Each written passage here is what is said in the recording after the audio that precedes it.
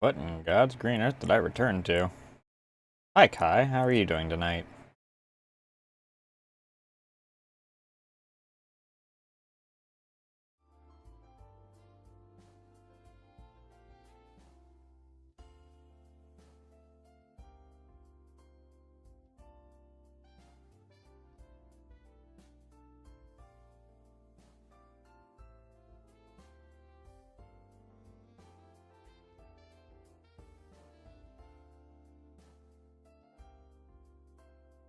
Appreciate the follow.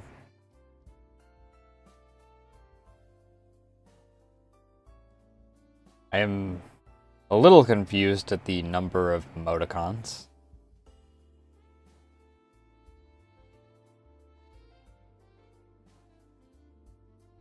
Also, apologies for being a tad late. I got distracted with trying to settle my stomach with food a little.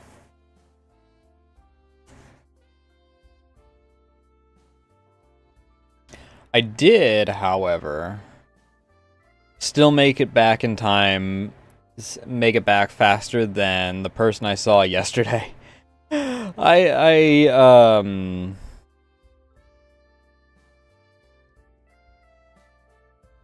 saw someone yesterday that didn't actually start their stream and move off their starting soon screen for like half an hour.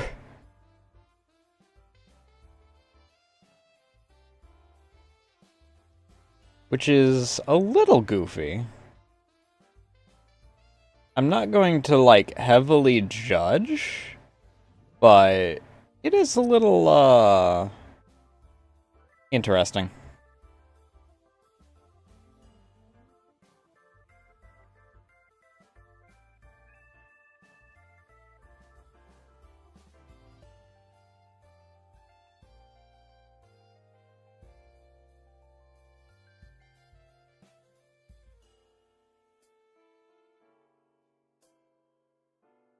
I'm not entirely sure how tonight's stuff's gonna play out, to be honest. Because I'm smart and didn't pre-watch any of this, so I have no idea. It says English subbed.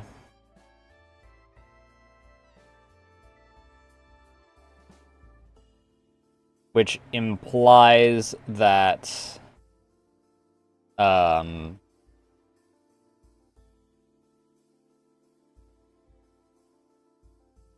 through 8. But this one says full episodes.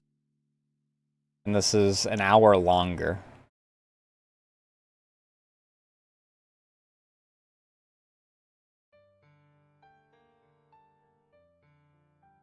"12 years versus 2 years ago."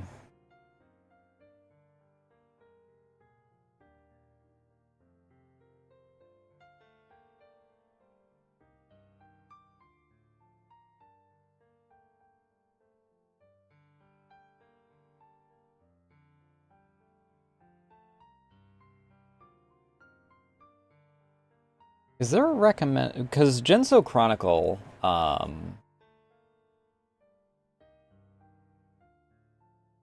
covered this, so he might actually have given a recommended video to watch them via.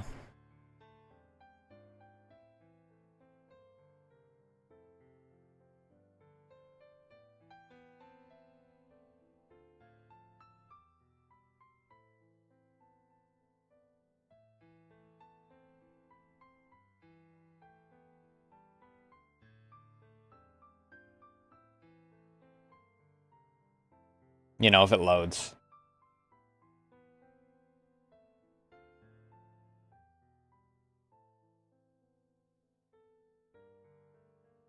That's the downside, is it is a YouTube thing, so it freaking doesn't want to actually load half the time. I don't know what YouTube did where like none of their stuff wants to load anymore if it's in a private tab.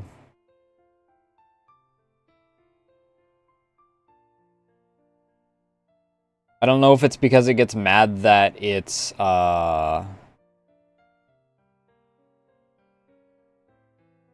not able to algo trap you or what.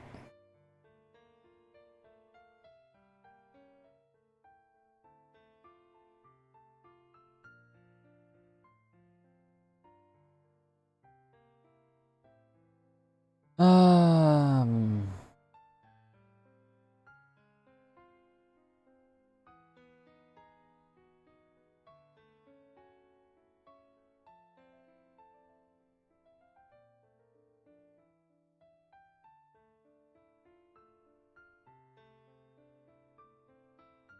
Okay, so what we'll do is, I think, we'll watch through this version of it, and then if this version has more to it... English subbed in Japanese, what?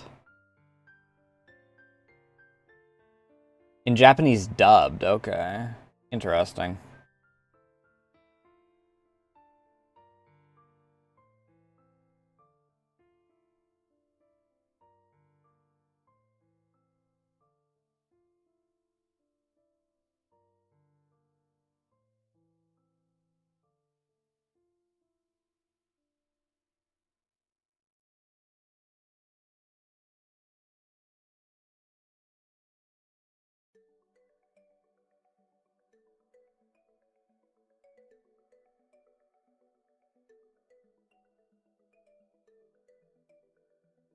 How many episodes are there?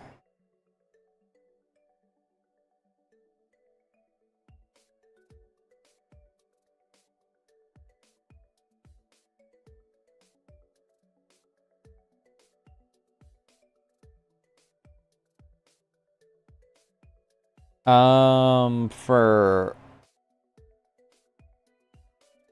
Okay, so Little Reimu does only have 8 parts. But there is a later thing called Toho Reimu, which might be by the same creator?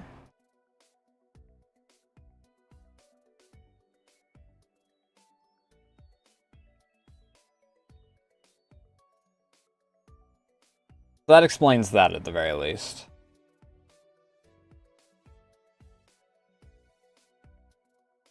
Also, ending on Rumia's song before we go into this is actually very fitting.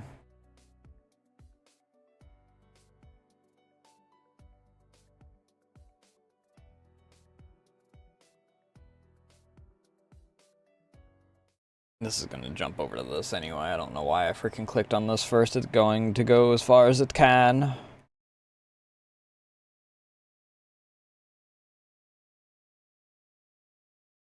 Also, of note, we might be doing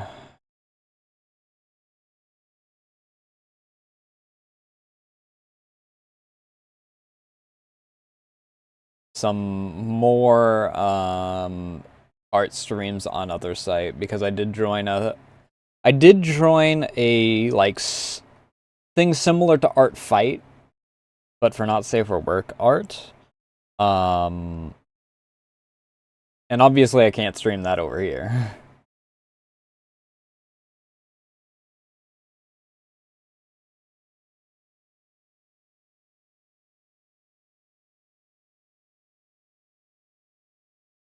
I don't know if this is going to have music to it.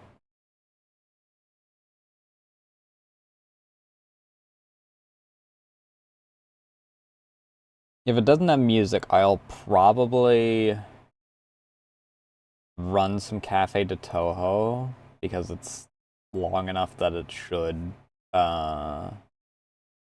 be fitting.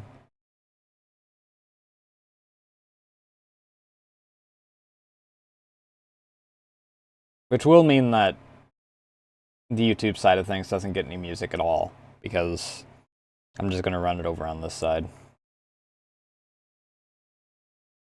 But if we do have music for this, then we'll be fine.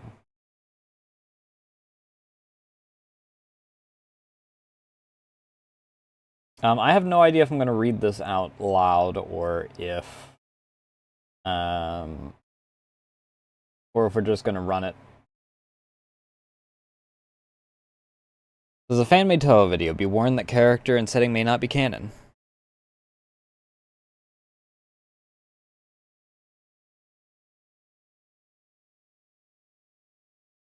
Oh, we do have audio.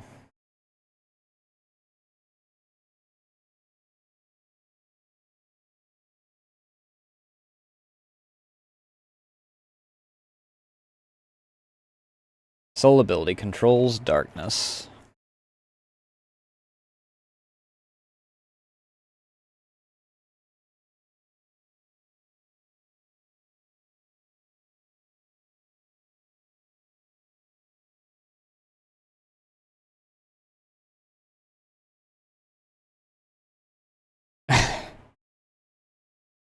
Even as a child, haunted by her offering box.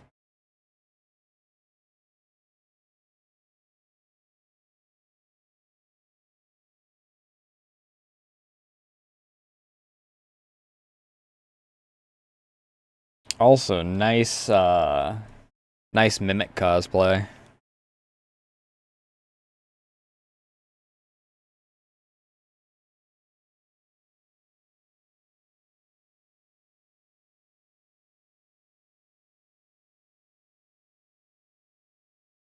This is a story of when Hakurei Reimu was still young. The man-eating yokai was big.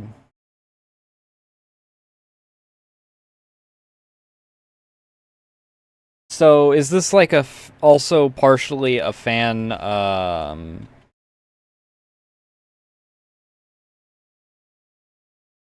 interpretation as to how Rumi is now, like, 3 feet tall?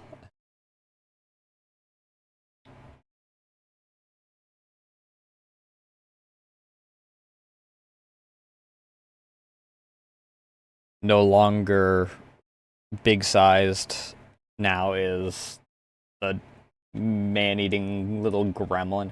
Is it, like, based off of power level, then?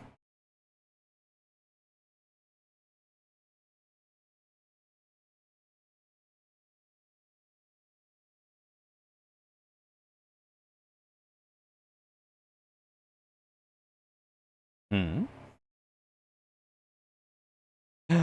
It's the face! Bug catching. Promised Reimu I'd go bug catching with her today, but I suddenly got requested from the village to exterminate a yokai. So I went to go bug catching with her instead. Why me? I'm a man-eating yokai too, you know. Because if a child goes out alone, they'd get attacked by a man-eating yokai. Oh, I need to read this in...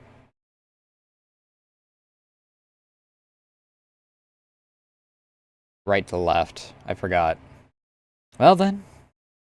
Have fun.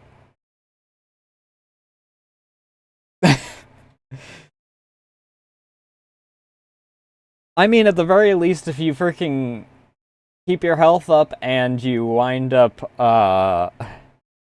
killing the yokai, you'll get extra souls when it perishes.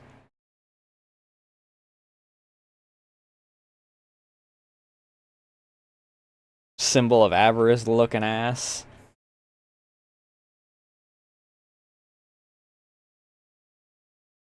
Come back soon. You know your mom's pretty messed up. That wasn't a compliment. Oh, it's because she's got the proud look going on.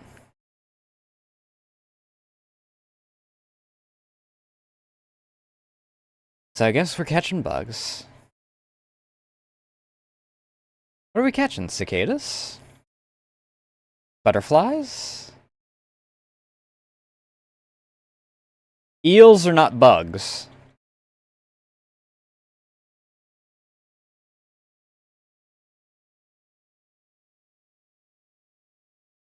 We're not out to catch small fry like that.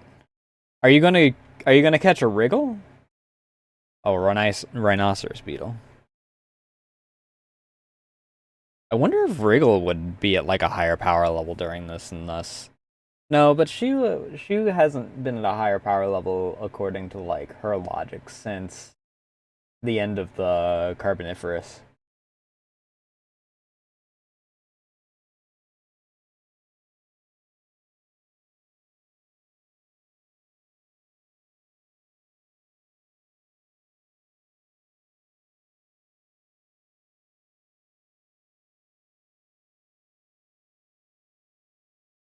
What's a rhinoceros beetle?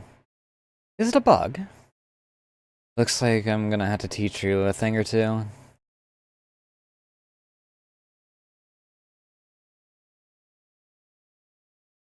I mean, at least she's keeping... I mean, she shouldn't have that long of a freaking net until, like, little reimu 8, according to increased go-high logic.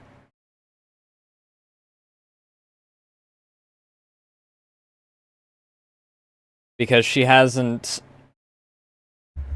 Because, it increases with every game, so clearly every episode of this, the net should increase in size. She should start off with a net that's, you know, standard length. Actually, if you go by freaking original Reimu's Go High logic, freaking even her original was a bit smaller than it should have probably been, I think.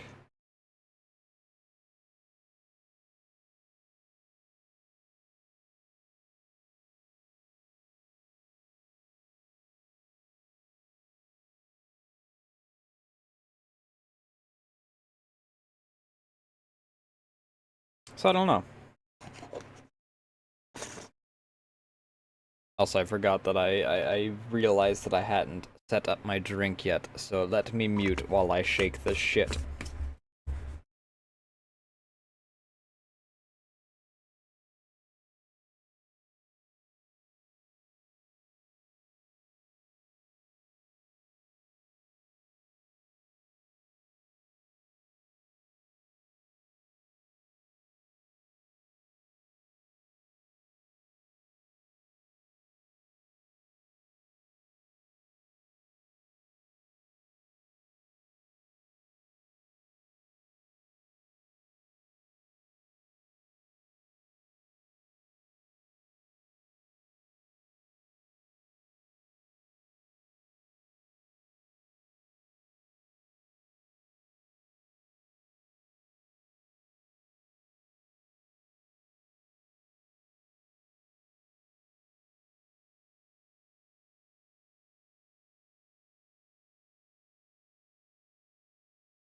Also, let me actually freaking theater mode this. That way we don't have that some of those annoying freaking thumbnails off to the side.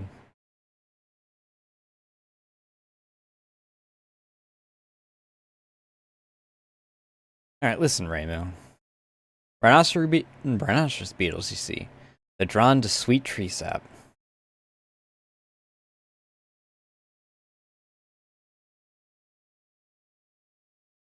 So if you can find a tree with sap like that... Well, I guess she's the rhinoceros beetle now.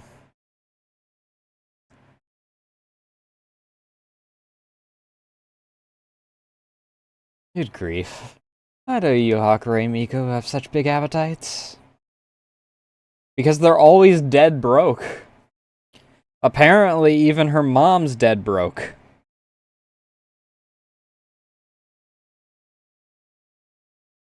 See, look there, Reimu. A stag beetle. Not quite your goal, but it's something. Don't eat it. Don't eat it.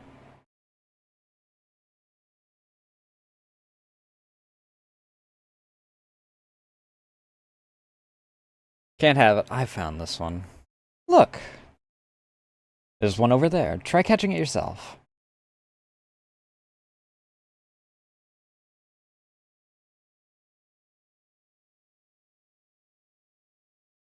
She hasn't learned to fly yet, and her turtle is... Actually, where the heck would he be at this point?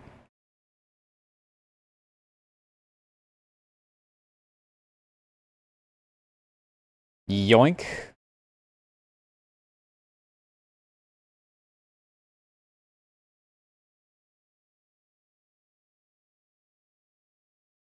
I'm not fair because I'm a grown-up? Oh, wait, what?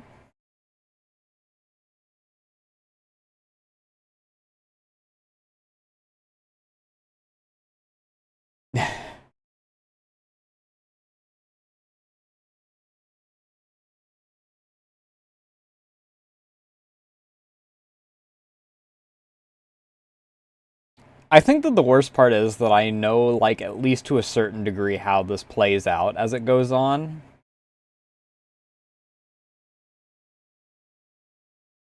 And I know that they're setting me up of, like, caring so much about, like, all of them so that it freaking gut punches me when all the shit that's going to happen happens.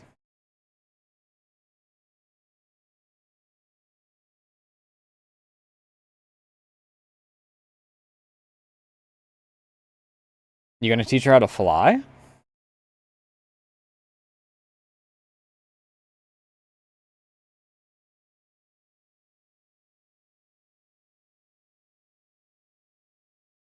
What? I'll only get one chance at this. We're gonna kick the tree and make the stag beetles fall. Is reimu gonna have enough oomph for that?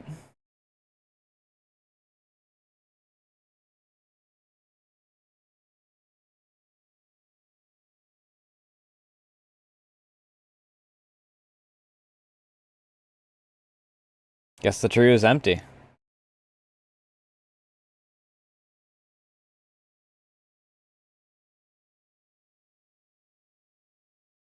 Where's the bugs?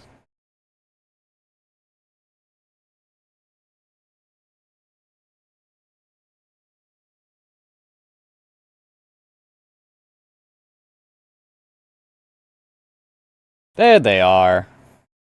Oh, hi, Wriggle. Hi again, Wriggle.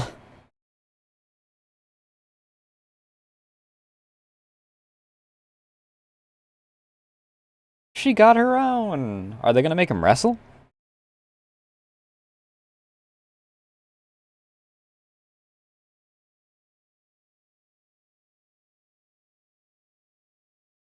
Oh, this one only has one horn. Hey, it's the rhinoceros beetle you were after.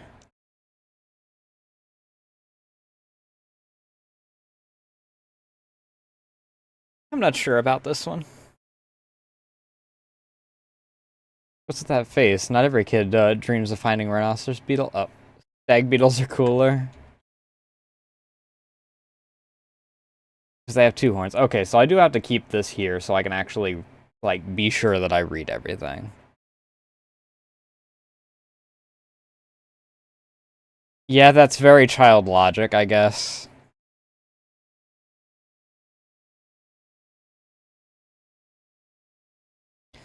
What's the point in finding one, then?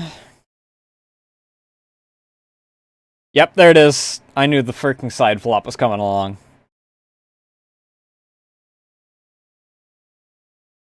But still. It was fun.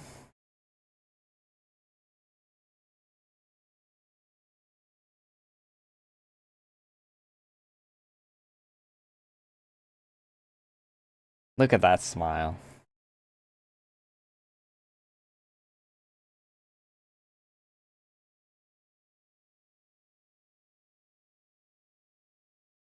Yes, that's fine, then.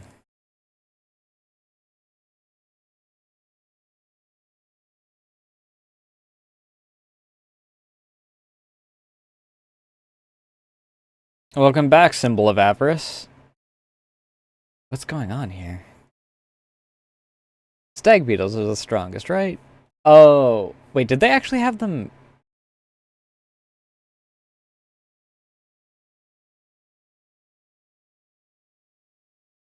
Are they just... Are they just debating? Or, like, arguing on that? Or did they actually have them wrestle?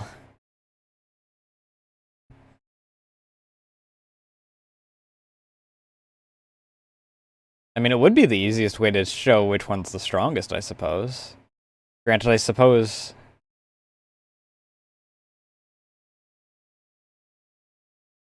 like mother, like daughter. I wriggle again.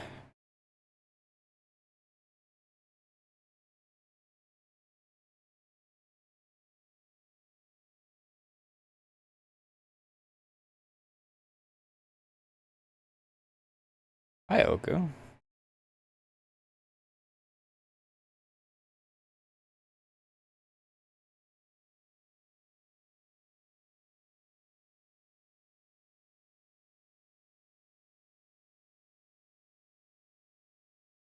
I wonder if the person that made these is like still active.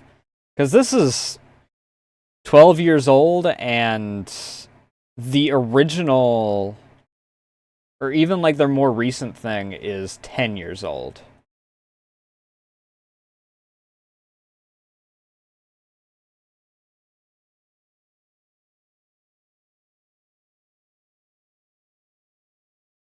I missed you. Renowski, you haven't aged a day.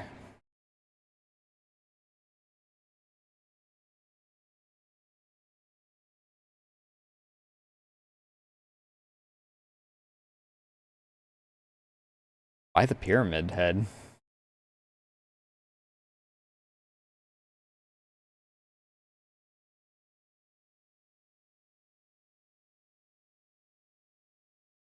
Is that how you normally greet your guests?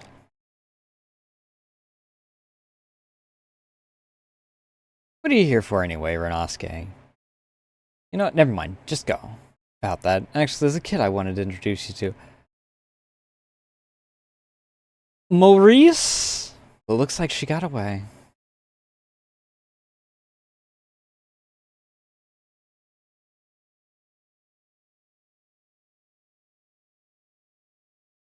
When do we get a reveal of Reimu's mom's face? I think that she has, like, a face by the end of this, right? Or have people just been doing their own, like,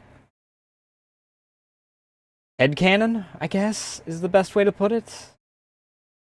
Fanon? Is it fanon of a fan work? But I've seen some, like,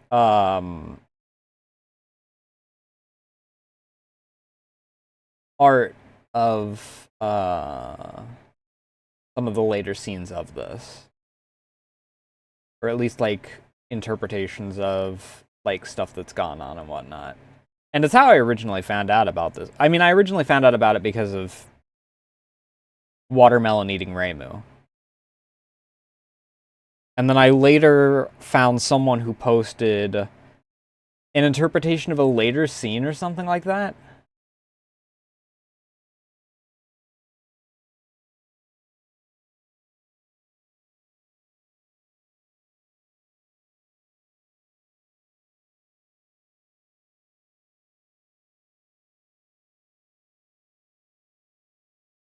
Hey Lucha, how you doing tonight?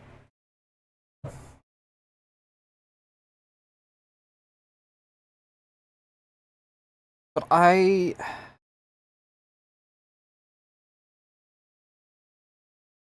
don't know if, because we see down here, no, because this has got small Rumia. So this is a screenshot from the second portion. And obviously we already know what reimu looks like canonically.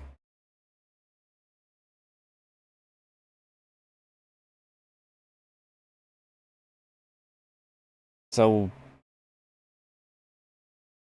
oh, not too bad. The heat came back today, which I really wish it hadn't.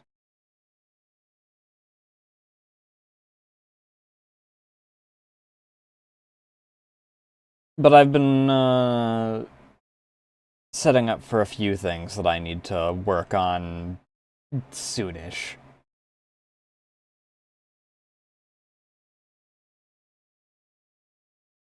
So hopefully that'll plays out decently.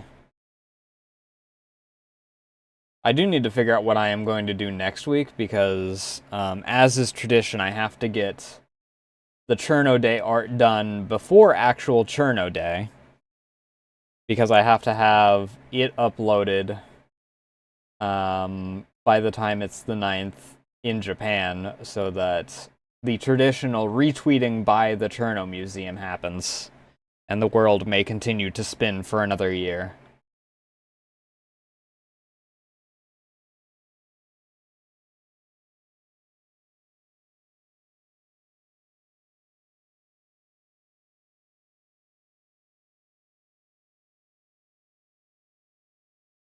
What is she doing? Yeah, okay, that checks out. Kids are like cats, they... Actually, wait. When was...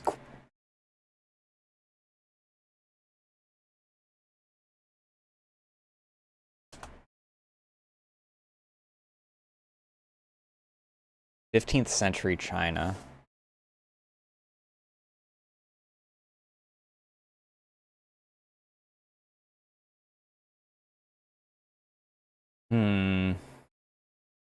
Die-cut foldable cardboard box being created by accident in the 1870s. I guess it kind of depends.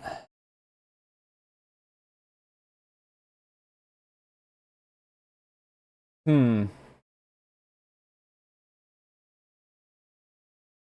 thing is that unlike like flip phones and whatnot, which have made it to Jinsokyo because they've mostly been phased out in the outside world, cardboard hasn't really been phased out, so...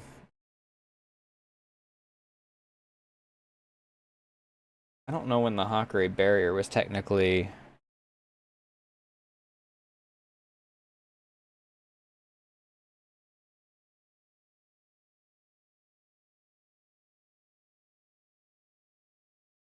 When was the Hakurei...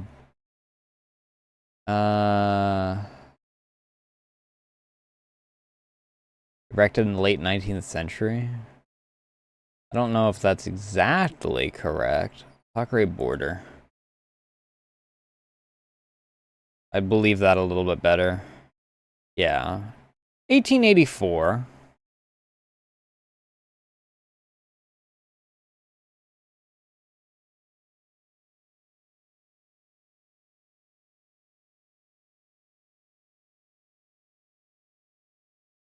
About the strongest thing you could talk about?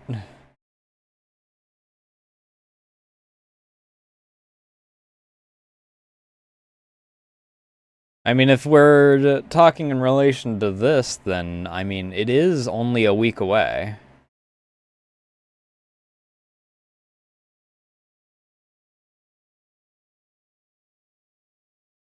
So, Hakurei Barrier was 1884.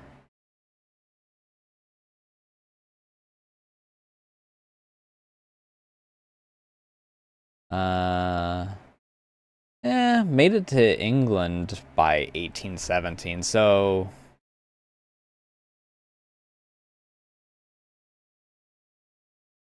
Probably would have also made it to Japan before the erection of the Hakurei Barrier then.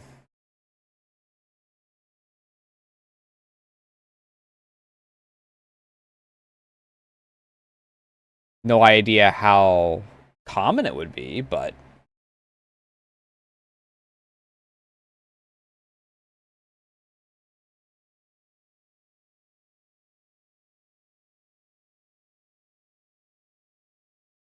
There is precedence for it.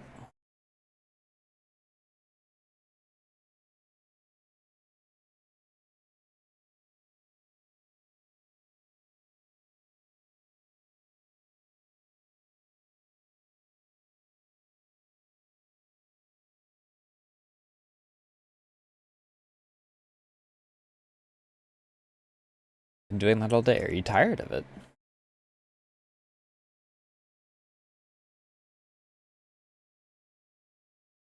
I don't think she's going to fit into that. She'd have to be, well, her modern size.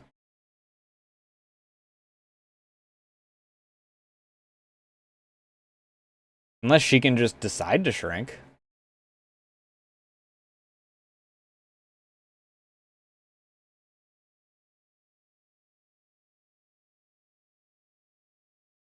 How is she going to fit into... Yeah.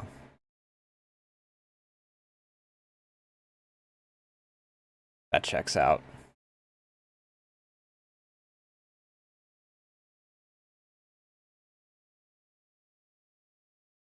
I kind of want to find the animation again where someone basically used the skeleton rigging for the opening of New God of War and had Mama Reimu and Rumia fight via that. I know who did it. I don't remember their name. But I do know, I'm pretty sure that they are also the one that did the one Cherno animation. And I think also the EOSD dancing.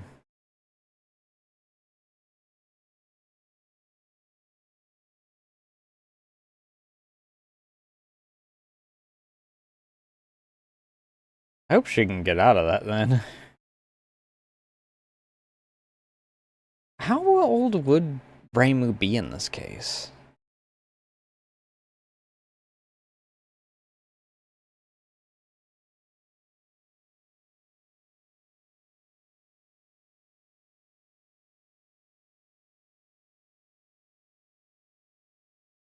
Well, there's Renosuke's protege.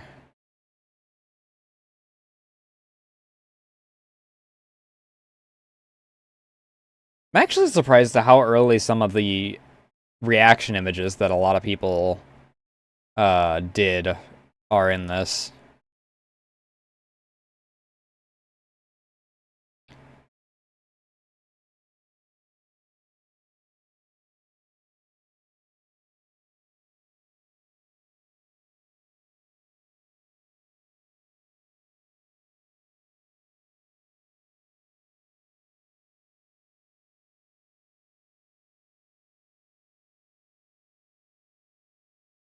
Apparently, we're going with the interpretation that Maurice is on the faster side for this in particular.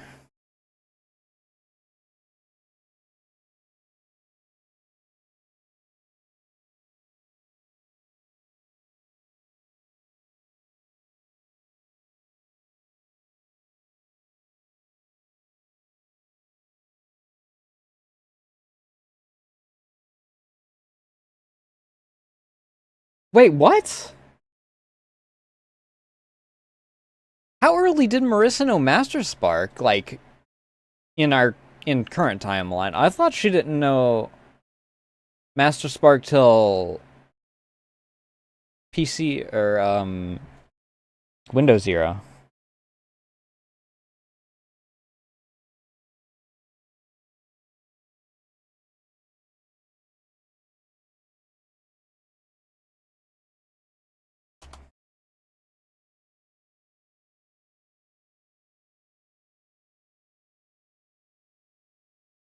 First used her Master Spark in EOSD, so yes, Windows era. So there's no evidence of her knowing it as far back as when she was in, like, Makai and whatnot.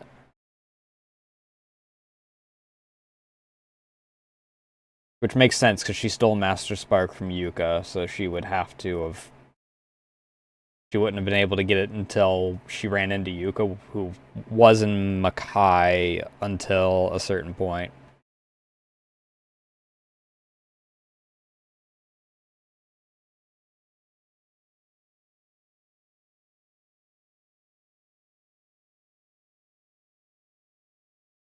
Oh, okay, maybe she just freaking...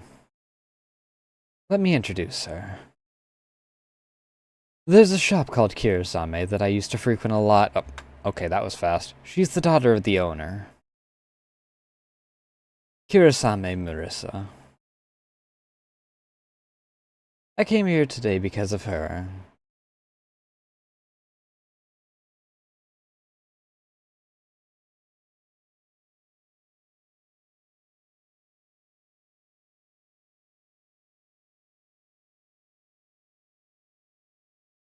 She ran away again. As you can see, she's a very shy girl. Very different from how she would become.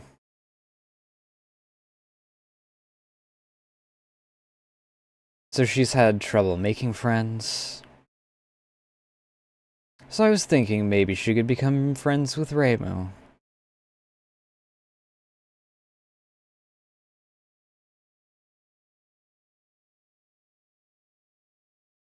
Forgive me, Miss Hakurei. Oh. But are you even listening to me? Huh? How rude. Of course I'm listening. She's here to give me offerings, right? Okay. Right. It's clear to me now that you're the rude one and that you didn't hear a word I said.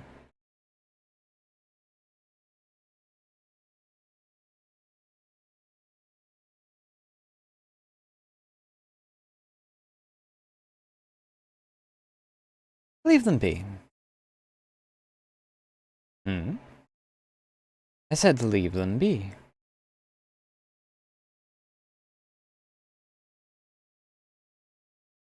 What is...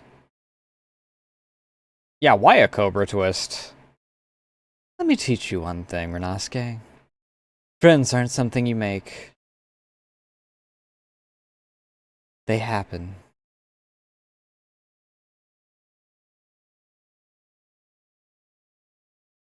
That's why we adults don't need to stick our necks in. Are you listening to me? I think he might be dead. It would seem there's another nosy adult besides you here.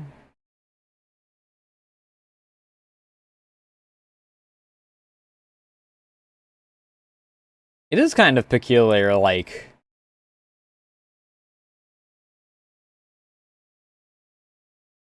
I don't know, I guess that to a certain degree, in general, it's weird to hear yokai referred to either as adult or child. Rather than just as X yokai, Y yokai, yokai of X.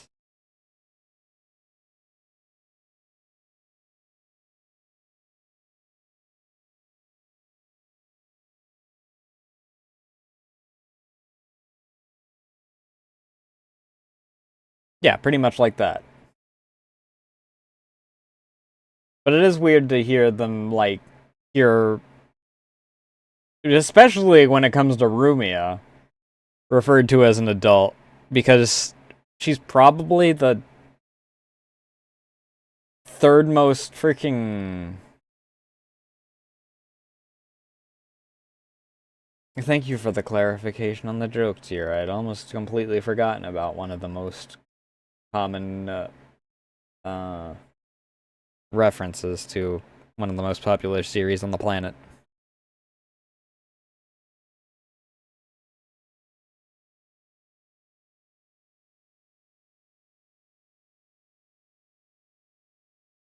Either way, like I was saying, it is weird to hear.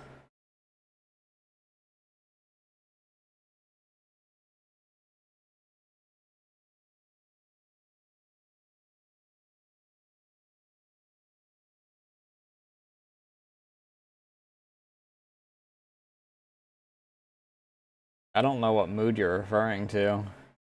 I'm in the same mood I'm always in.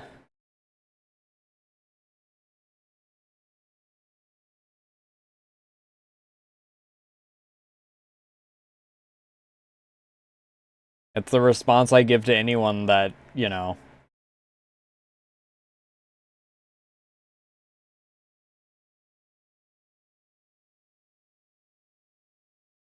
decides to explain something that was already known. I've done that to Teber, I've done that to Sarah, I've done that to Actually, maybe there's a limited number of people I've done that to, considering the fact that there's only a few people that, you know, have ever done that kind of thing.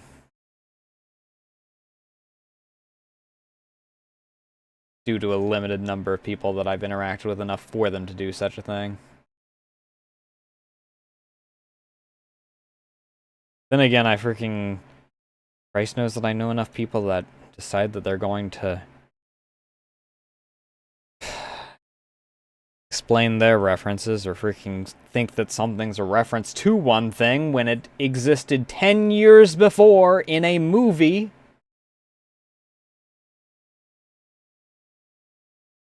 And they think that the thing that came out 2 years ago is the thing that invented it.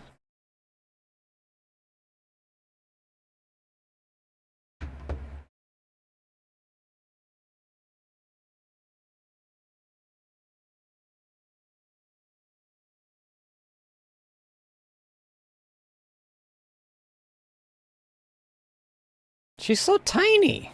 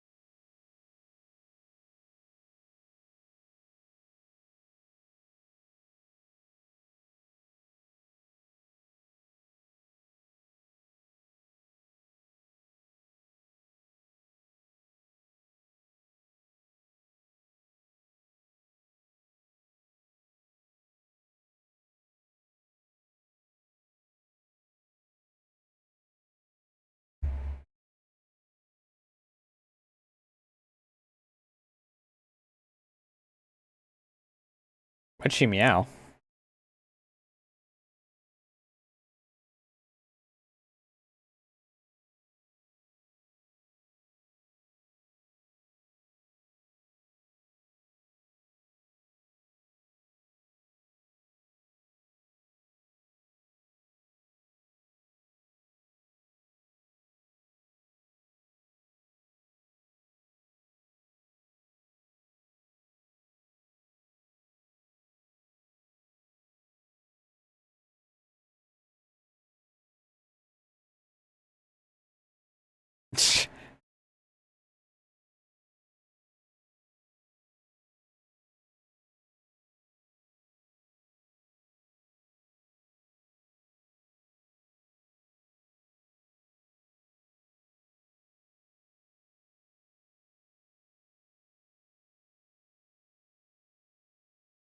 I hope this isn't. Well, okay. If it's derived from a Toho song, it's probably not like hyper copyrighted.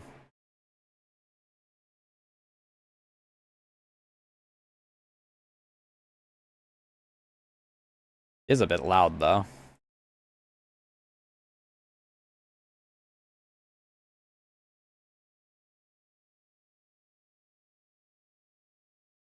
Oh, hey, look, a normal-sized Rumia. This person, if this is all from this person, then it did a lot of nice artworks. Oh, but then again, these might be from a variety of people.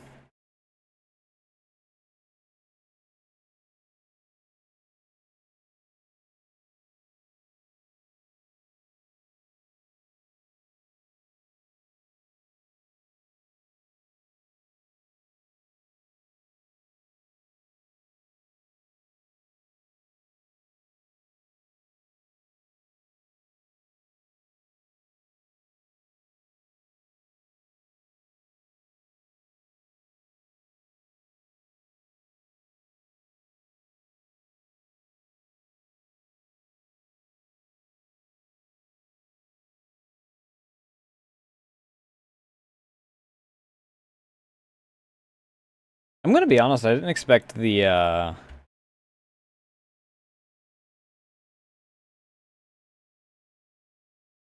Maurice arc to be solved that quickly.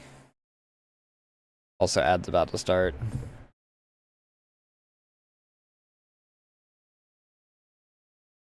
So I'll just freaking hold off on the next episode until then. I can...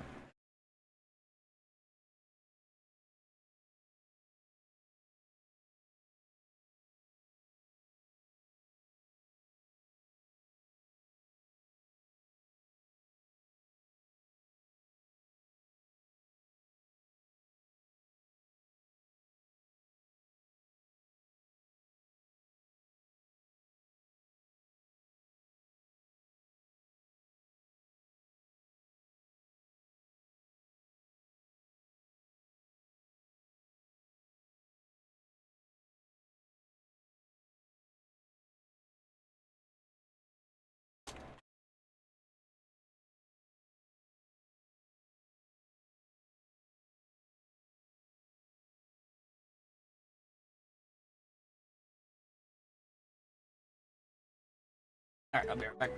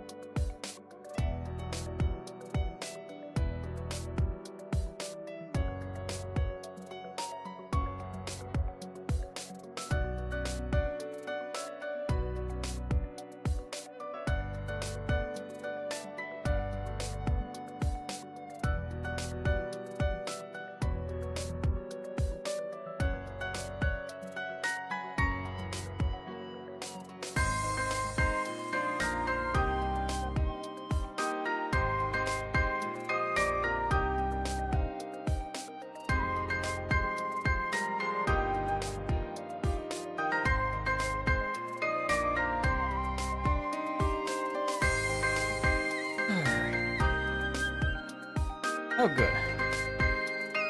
And I'm back just in time. Or at least close enough to just in time that it's all fine and dandy.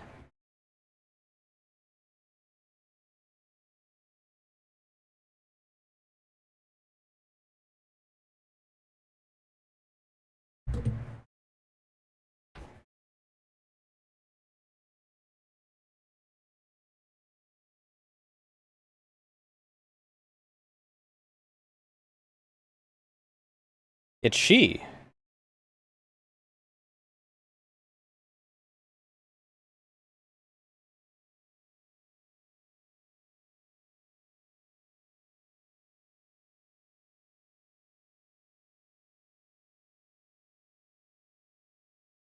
Where did they get...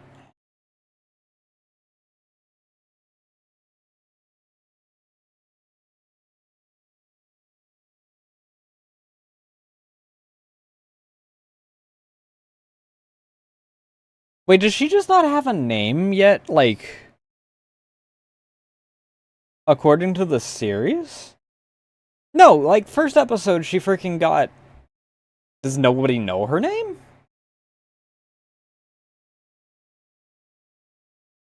But first episode, she got her title card. And the explanation of, like, her ability.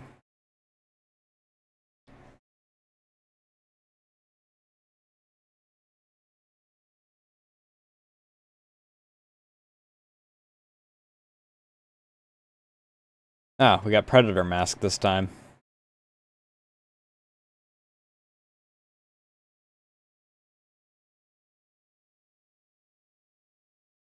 Maybe Reimu's mom never did actually get, like, a face from this series in particular.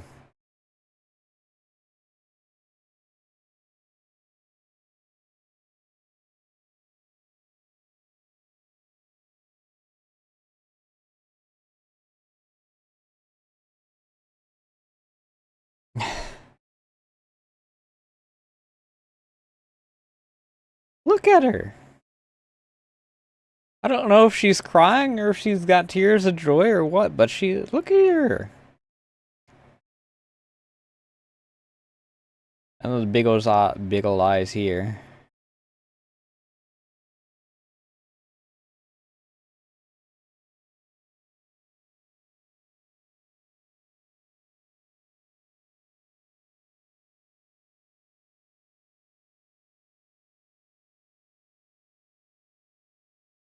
So is the mask just for the viewer? Because she doesn't seem to have any, like, issues,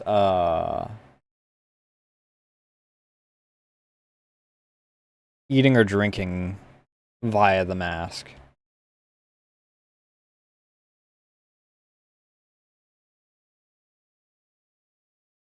Man-eating yokai.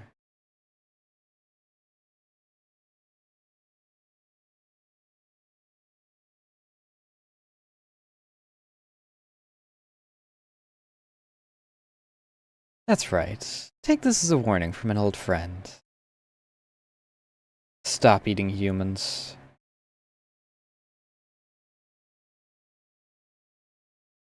You know you're talking to a man-eating yokai, right? That's true, but in your case... I mean... Assumedly she can eat any, meat.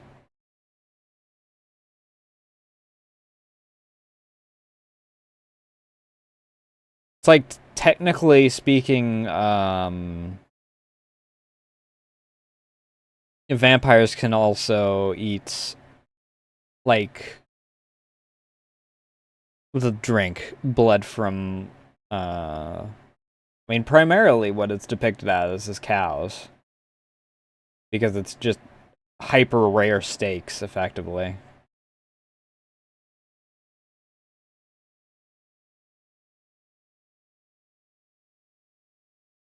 Don't you think you're overdoing it a bit?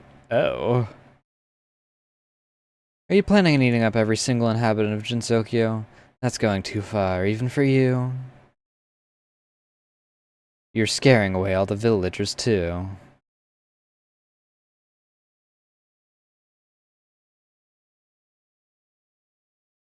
Nothing satisfies me.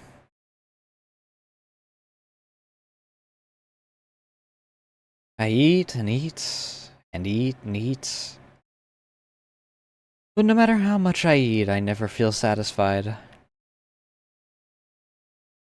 Yukari, if you're so feared and cursed by humans, if yokai are so, why are we even here? Not Yukari, yokai. I'm...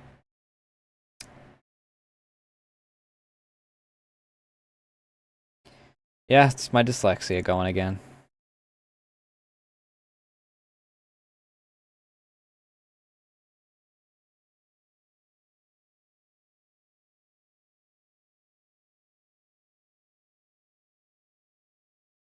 Just hold back on eating people.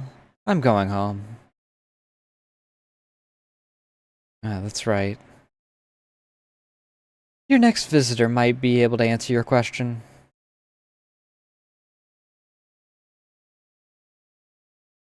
Bye-bye.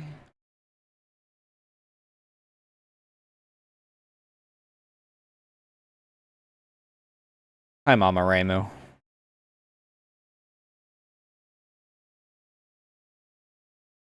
Oh. Are you the visitor Yukari was talking about? You look tasty. Can I eat you? She said the thing! Are you one of those edible humans?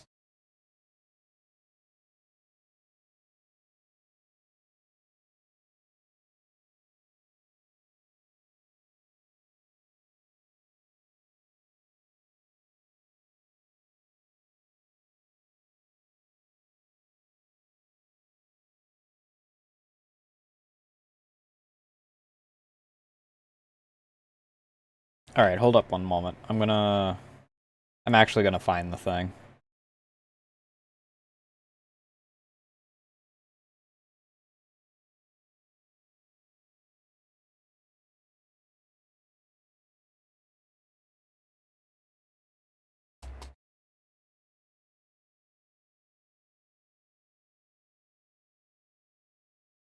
Let me see if I can find it.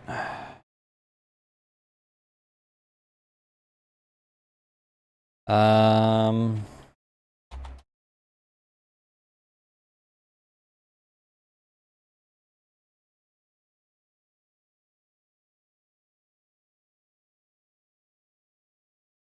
I think it's by this person, so if I freaking go to their channel instead.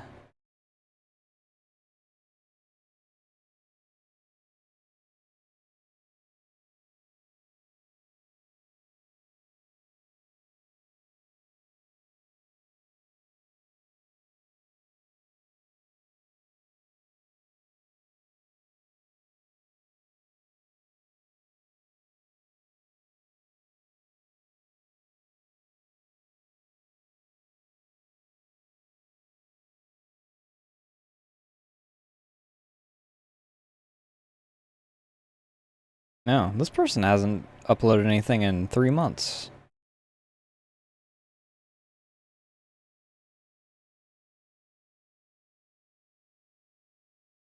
Can I fucking help you? Have they done a continuation of Cherno and Fumo? No.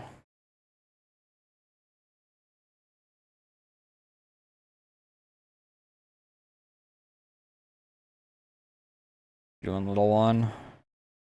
Can I help you? Is there a reason you're here? Kilogram of steel, a kilogram of feathers, egg incident.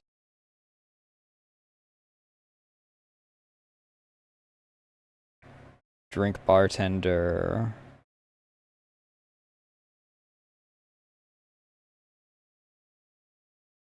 Love is in the air. No, that's radiation.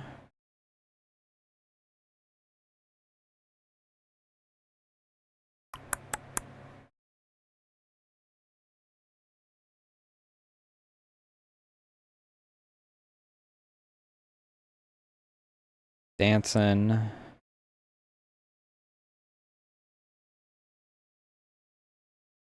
No.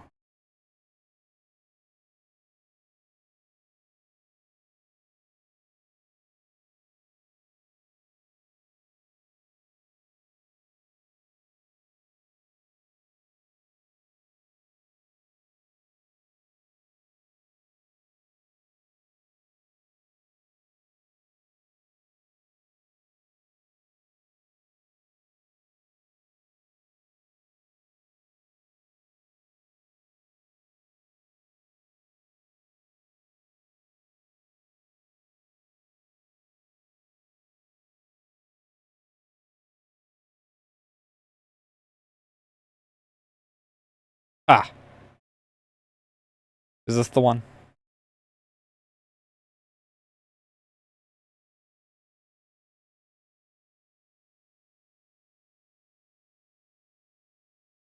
Yes, this is the one. It's by MTB, not by who I thought it was.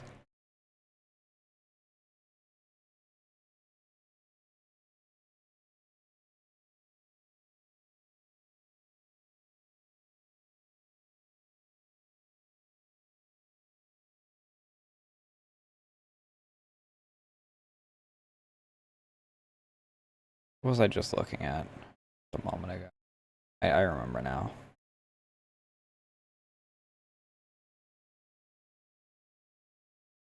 There's a new song that I just saw.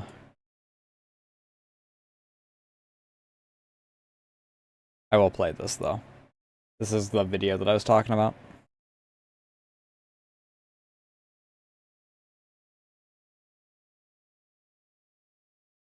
What am I hearing?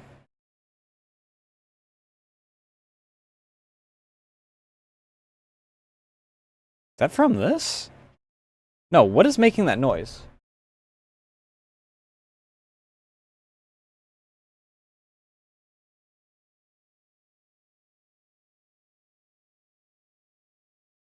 Okay, I found it. I found it. It was that autoplay for some reason happened on MTB's channel.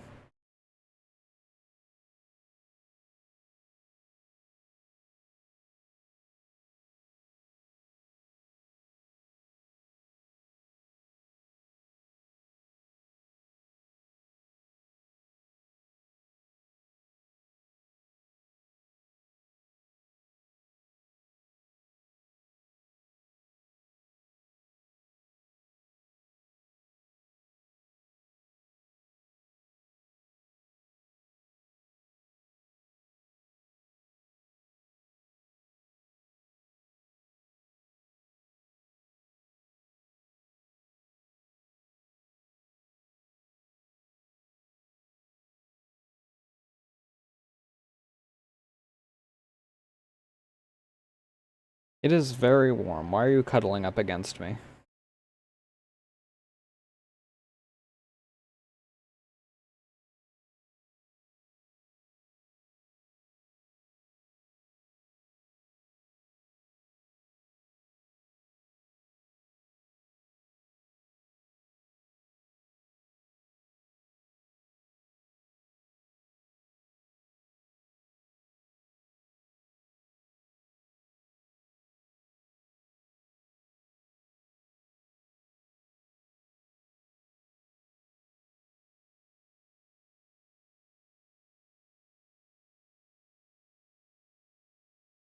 There, you're squished now. What are you gonna do now?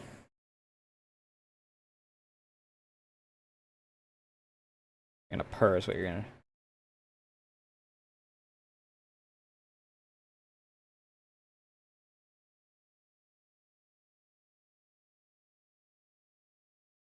Wait, why is browser audio not...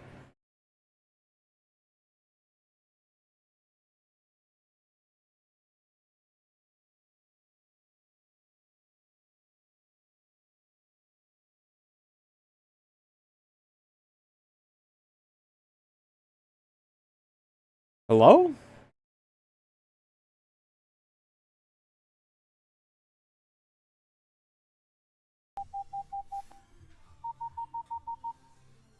Hey Joe, how you doing tonight? Why are you not picking this up now?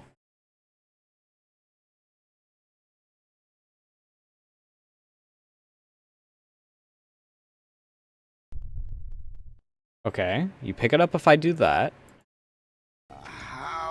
And now you fit. Okay.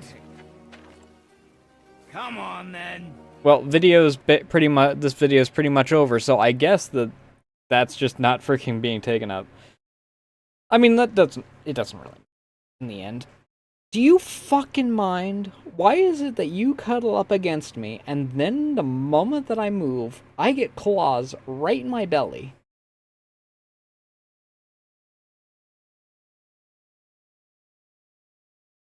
Can I please not have you eviscerate me just because I shift in my seat so I'm not half down in my chair? Get her.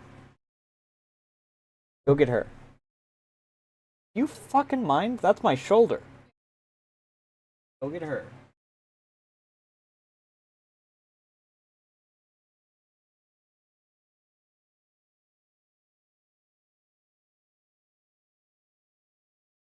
Oh, okay. Anyway, slight interpretation of, I guess, a later fight.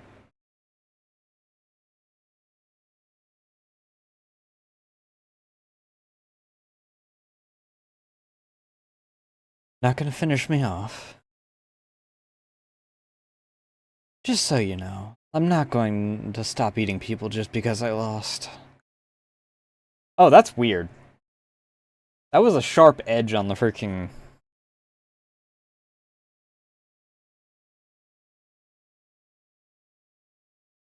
Can I please... frame by frame back, please? Hello?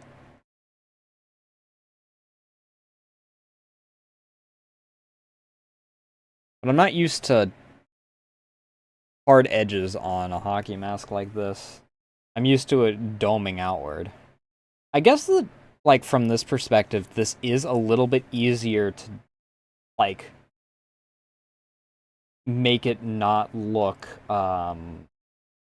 flat, for lack of a better way of putting it.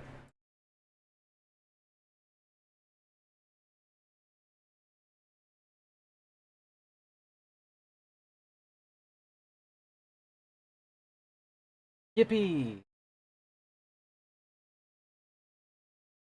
That would explain the heat.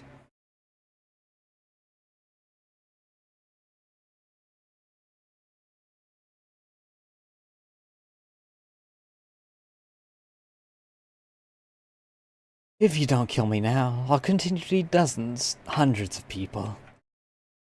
So hurry up and kill me.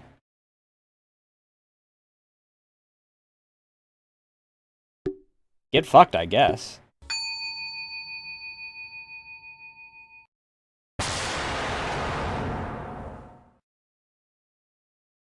Oh, shut up.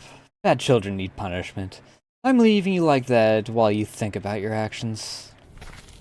See ya. She's also... But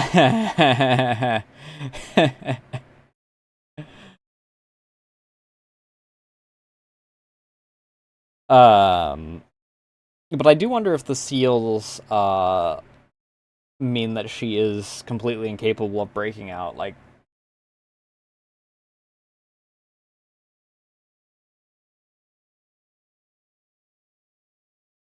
I have no idea how logically strength for a yokai works. Granted, if she just wrote idiot across her all the time, she should just be at Cherno level by now.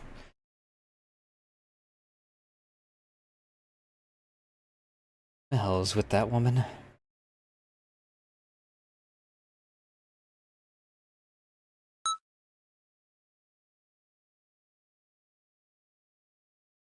There she is.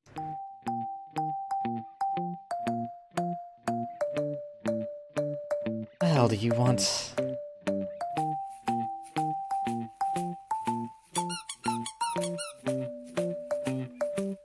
Just talk normally. Come on, it's dinner time, Reimu.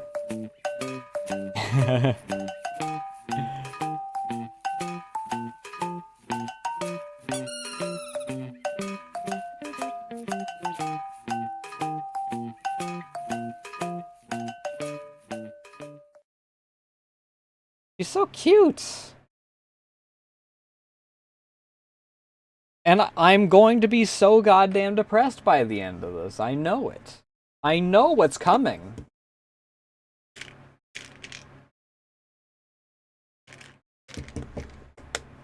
I have been partially spoiled. I have been spoiled by nothing aside from the fact that it's depressing at the end. And that we do have to reset the status quo for... Rumia is at, like, a 10th of her power level.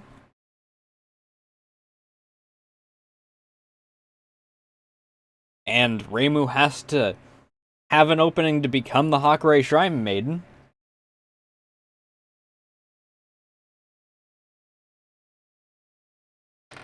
I know that depression is coming.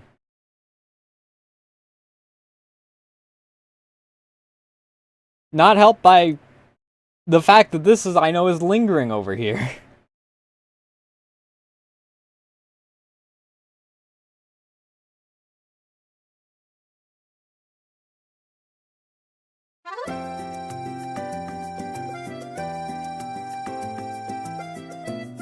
I said, the hell is with you? Who are you?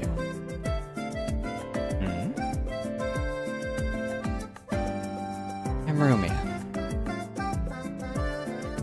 Who cares? Aren't you hungry? Oh. She's so innocent.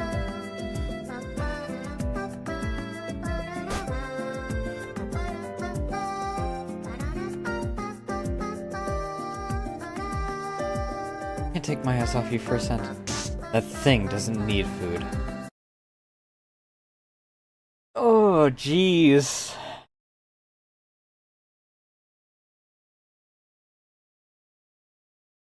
Truly like mother, like daughter.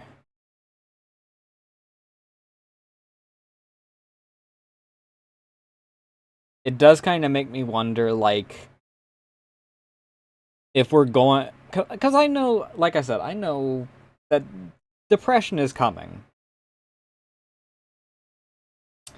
It makes me wonder if we're going to see that evolution of this Reimu becoming modern Reimu.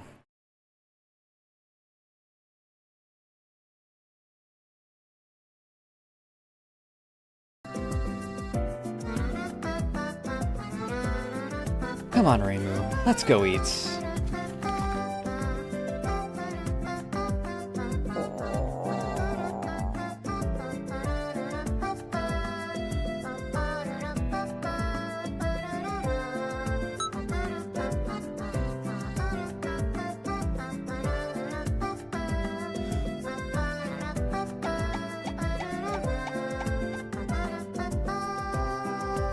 Granted, I suppose that...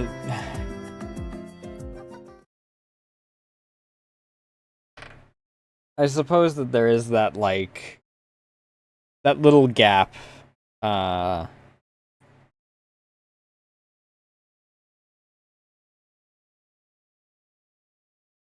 obviously modern Reimu does have a lot of her... this depiction of her mother in her. There's still that bit of this depiction of her younger.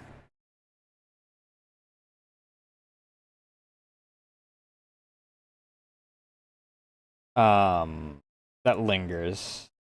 Obviously, it is canon that she has a not small number of yokai that hang around her shrine and, you know, the parties and whatnot.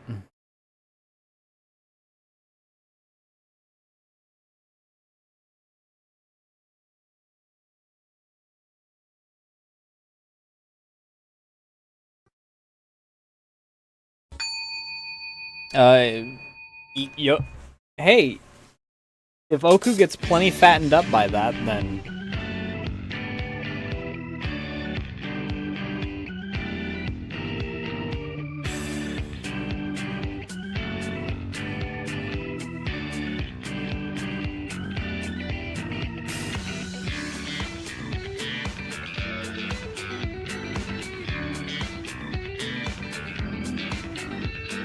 you could eat Oku.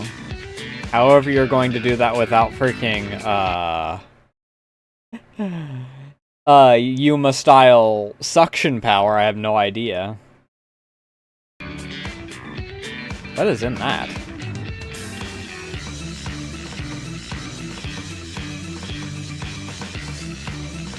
There was something red in there.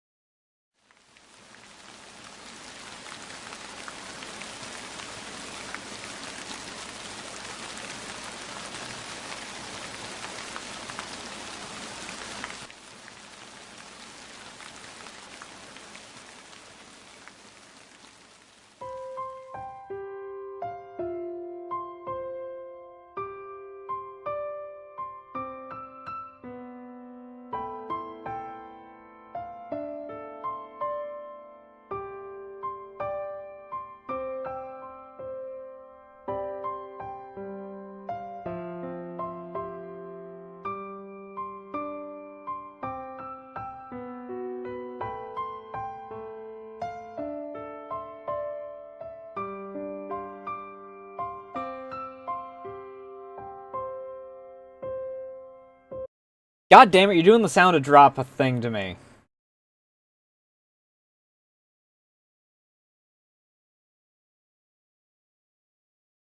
You're hitting the piano notes at the points where freaking, if you know what's coming, it freaking stings that much more.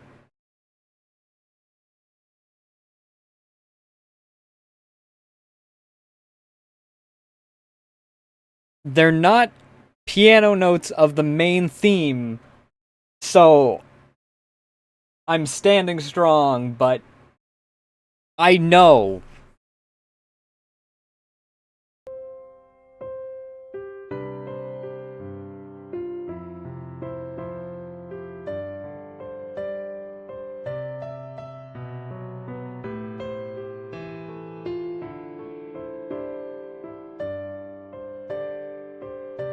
What is the red in there?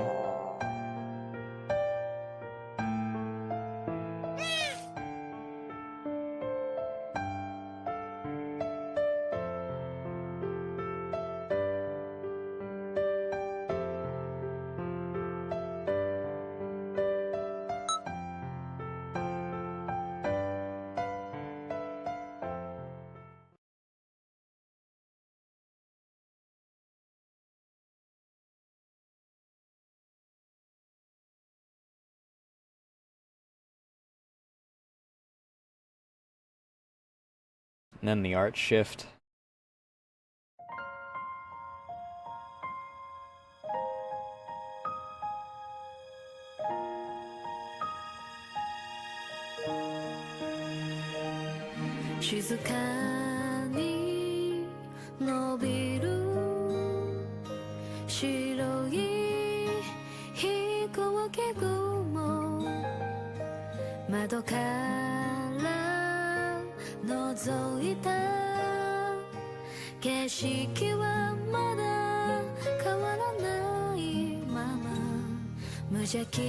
As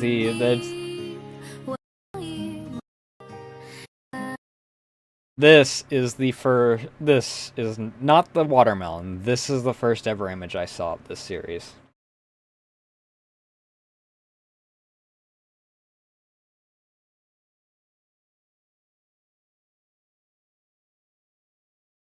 This is what sent me down the rabbit hole to find this series. Freaking. Probably close to 2 years ago now.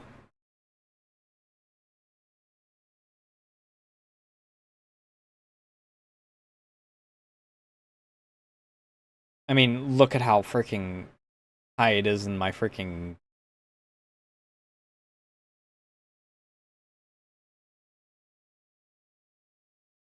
bar here.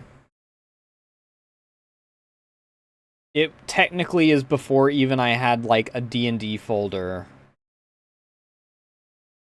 Because that used to be down this way.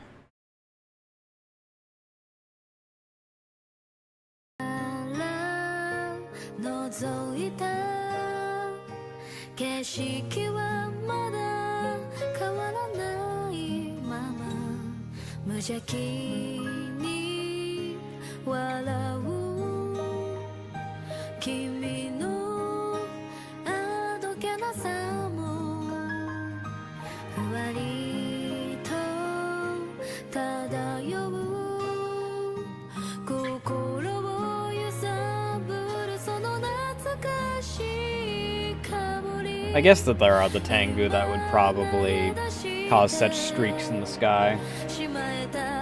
Even though there's no aircraft. Or maybe one of the freaking...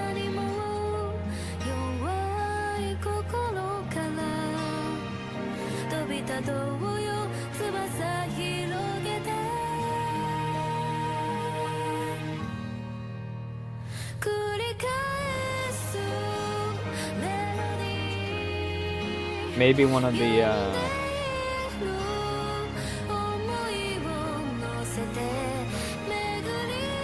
Kappa made an aircraft to freaking skim across.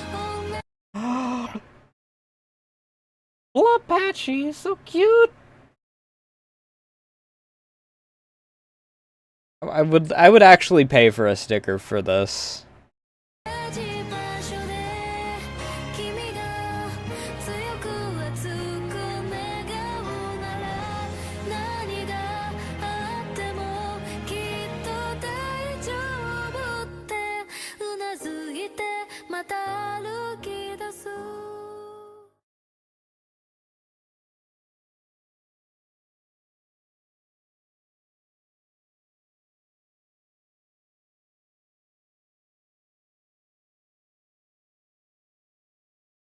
Huh? Man-eating yokai. Okay, we're back to modern day. Quite the happy face you were dozing off with. Such an easygoing man-eating yokai. Happiness disappears in a flash, you know. You should hold on to it while you have it.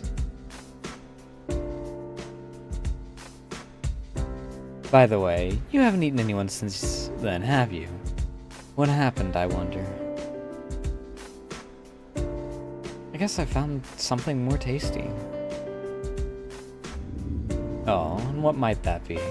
A tasty thing you found. That is a setup for the fan artists.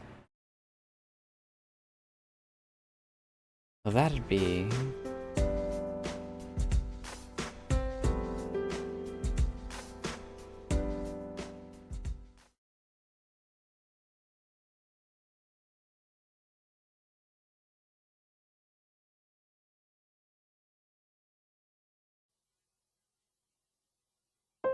I was always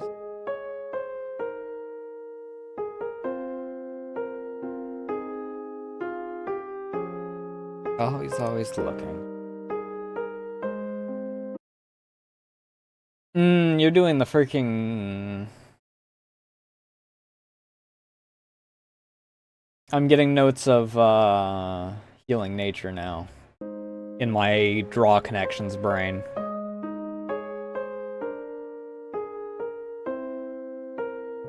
I mean, healing nature, I guess, is kinda more accurate to compare this feeling to. Because Sound of Drop was a horror game and, like, an experiment and see how many of the gruesome deaths I can get thing until, like, the very last stream, where, like, a half hour before the end, I got the ending that made me cry like a bitch.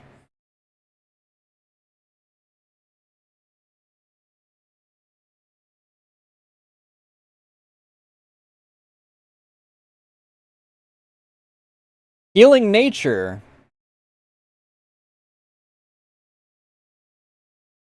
is a game that, thanks to me watching Narp play through it, or at least parts of it, I didn't catch all of it, I knew what was coming, and I had that lingering dread the whole time of every freaking character development moment and every, like, interaction constantly had that looming bit of, I know how this ends. Or at least I know vaguely how it ends.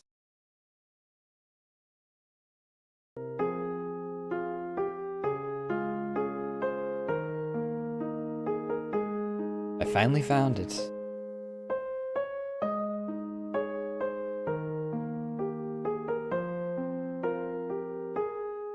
But I really wanted to eat.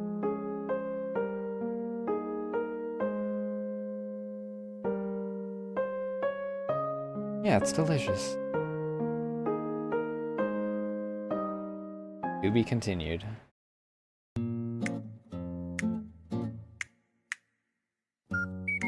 Okay, so yeah, I was like, what? It's because we got the credits before the post-credits scene there. That was...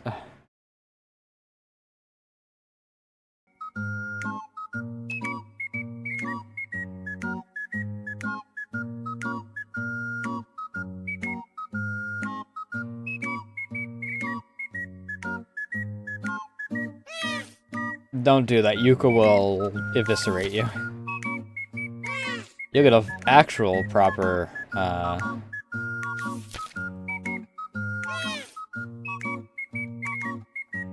What the heck?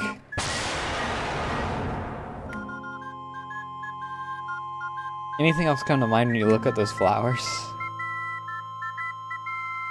I mean, to be fair, though, sunflower seeds are tasty.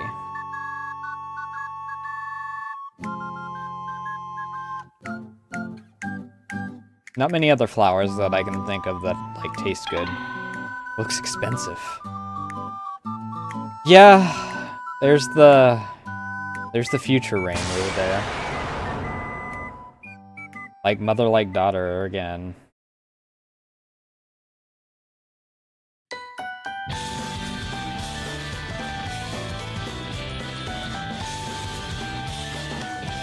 Episode 4. After this episode, we'll be halfway through. The fact that we're not even halfway along this, though, makes me wonder how long some of the later episodes get. Actually, we have these. Episode 4 is... Oh, yeah. You have these, which... This one is 14 minutes long, but most of these max out at 10. And then you get to the second half, and every episode is...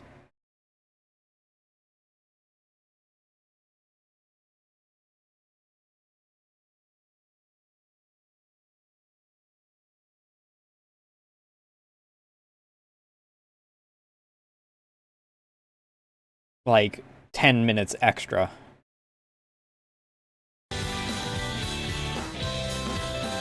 Today we're going on a trip.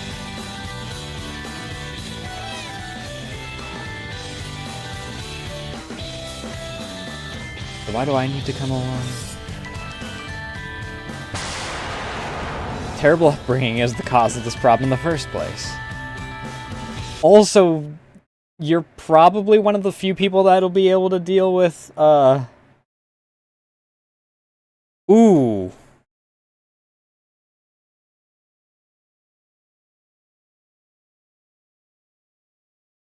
I just read this. Ooh. Ooh. Thank God you lose your memory? Assumedly, based off this timeline. But, Mama Reimu's kind of the only one that's probably going to be able to deal with Yuka if she's pissed. If Reimu eats the freaking sunflowers... and pisses off Yuka. We're going to look at flowers and be more ladylike. Let's look at the flowers today and discover your inner maiden. Yeah, we'll see how that goes.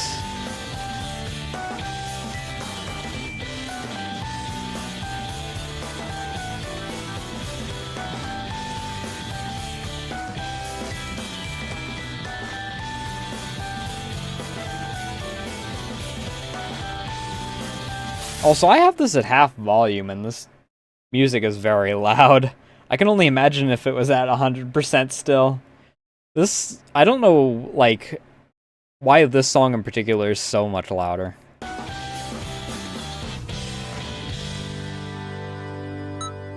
She gets so distracted with butterflies so often.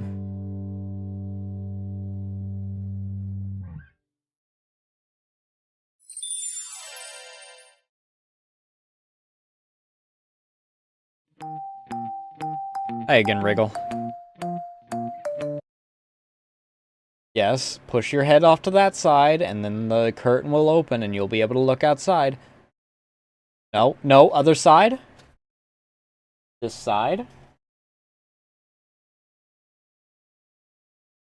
You're an idiot.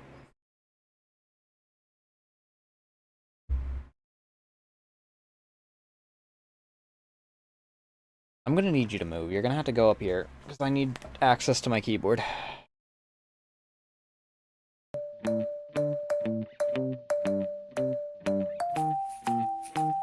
This could be bad. Really scary yokai in charge of this flower field. But she tends to... That's the thing, is Yuka has a tendency to have sympathy for, like, the order of nature and whatnot. Like, she doesn't kill the fairies that that like take the flowers, for instance. So the so depending on what logic they're going with for which version of Yuka they're using, I mean, Yuka's right there, and Reimu almost assuredly doesn't die by the end of this, so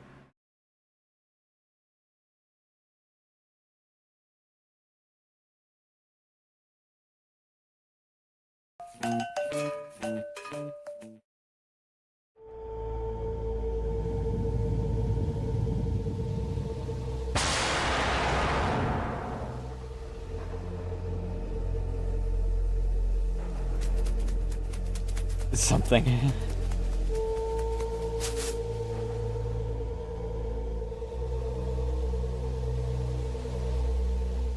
Oh, are they? No. Yeah, there it is. I was gonna say, Yuka tends to have some, like, level of sympathy in regards to that stuff. Oh well, here's a rare visitor.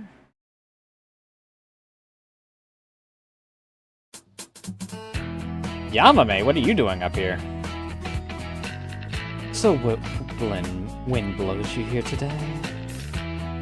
The solitary wolf going on an outing with these two. Doesn't matter who I hang around with. But anyway, you okay with that? She's pulling them out.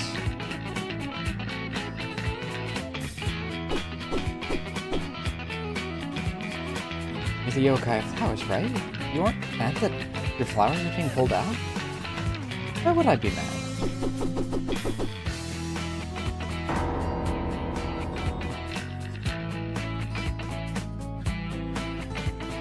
Because Yuka cares more about the disrespect of the flowers than she does, like, about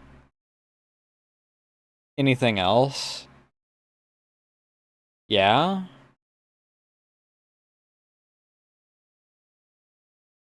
Which is why she doesn't kill the fairies that take them, because the fairies, are, like, elements of nature and whatnot. And they take it and appreciate them. Now, if you freaking decide to freaking go in and freaking drift with a freaking Ferrari through the sunflower field, you're going to wind up being a red and black smear across the ground and turned into fertilizer.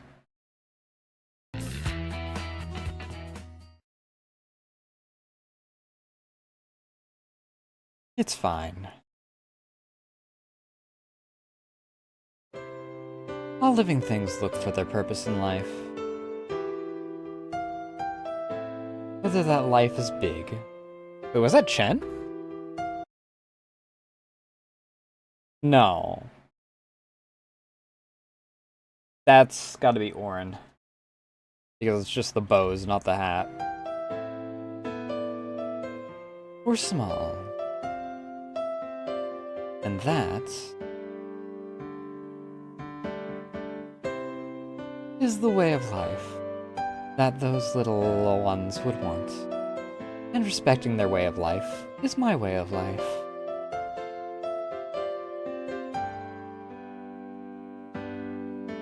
Well, it looks like I'm in the way, so I'll be off now. I hope one day you find it too. Your way of life. Jeez. Making a speech like that and just leaving. Oops, didn't mean to click that. Why is it always riddles with Yukari and the other older yokai?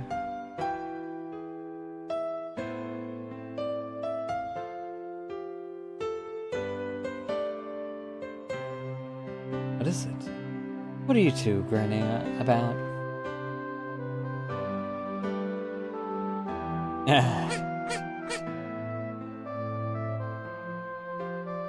And she made a flower crown for it, right?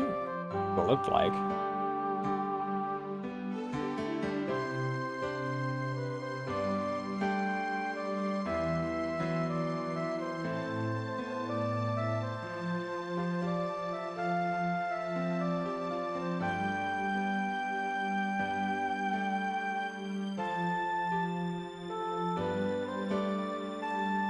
What did you do?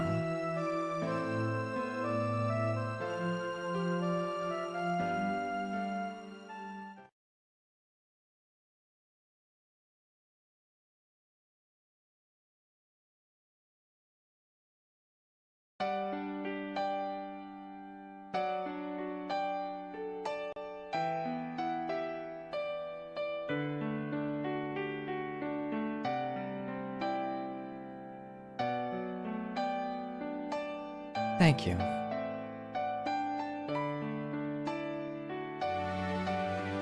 Good for you.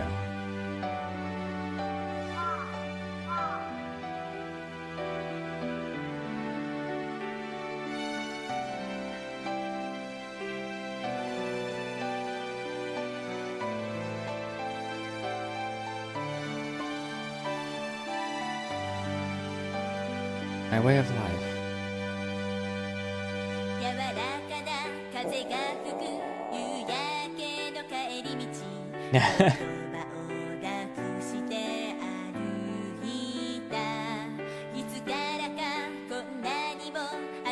Still, I don't really get it, but I think this is probably my way of life. We're almost at the we're going to be at the halfway point next episode, which has me a little worried for how the turning point goes. I don't know if it's just the final 2-part episode or if it's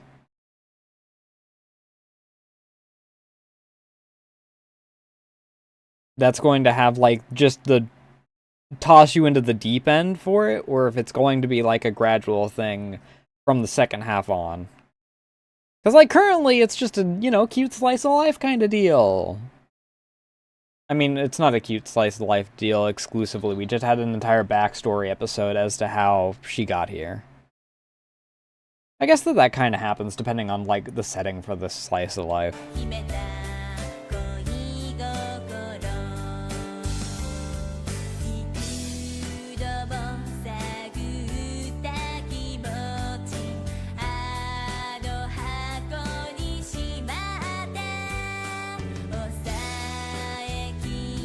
I really want to hunt down the art pieces that are being shown at the end of these.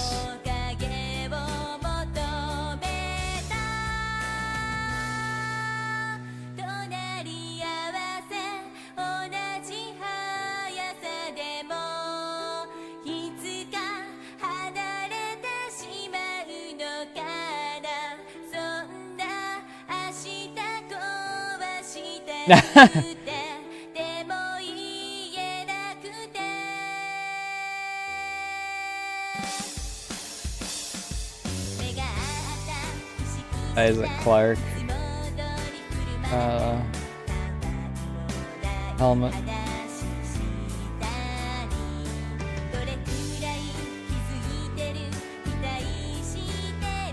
That image I actually know.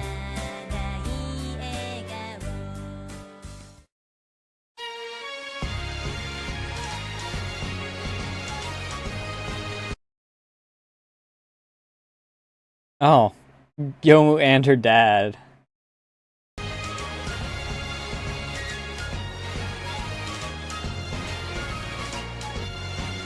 Also, this is, I mean, we'll go until it does the title card for the new episode.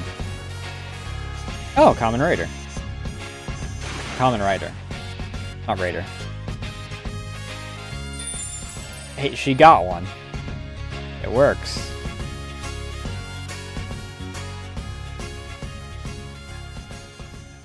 That man's ass was hanging out. What's going on? Oh, rumor starting of Hakurei Shrine becoming the Yokai Shrine.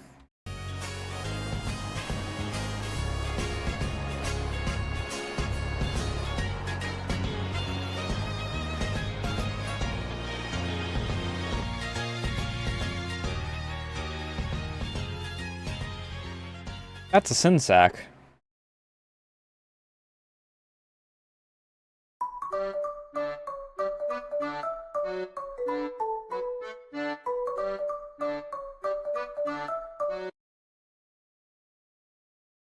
Alright, I'm gonna hit ad break now, and then we'll continue. I'm still an hour out from food, so I'll just...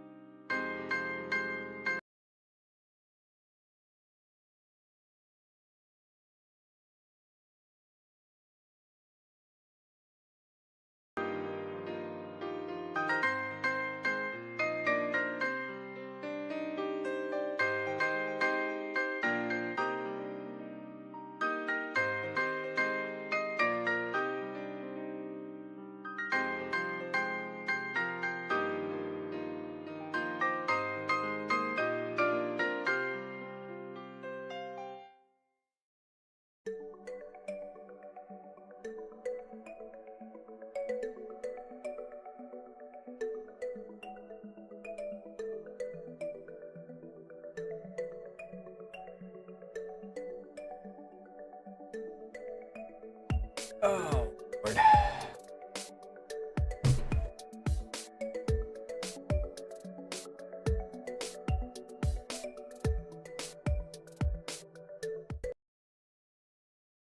Like I was gonna say, please actually freaking transfer over like I need you to.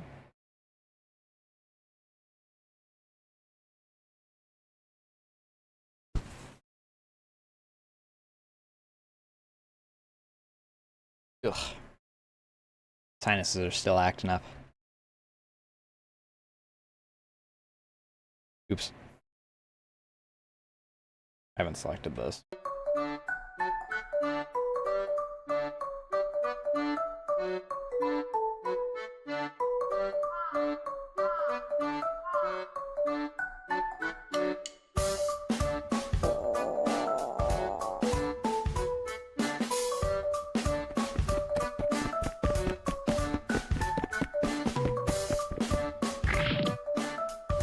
I'm partially wondering if it's just due to the hours that are normally being done for these, or if like her hunger for human flesh is actually increasing, and that's going to be like the conflict point.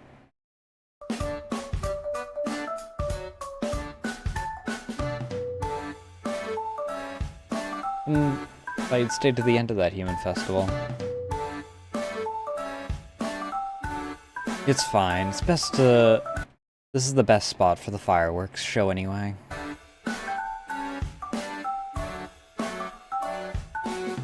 By the way, reimu, what happened to your ribbon? Huh?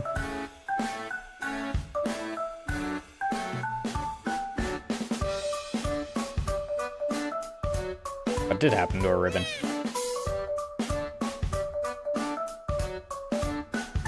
Oh, you must have dropped it somewhere at the festival. Come on, don't cry. I'll buy you another one for you.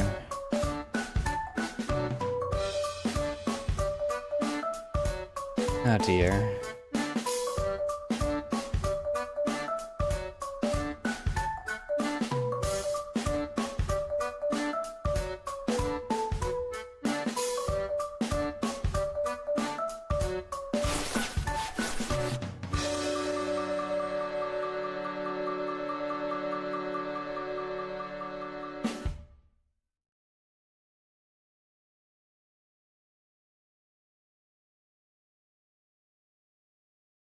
I mean, if you're okay with having mine.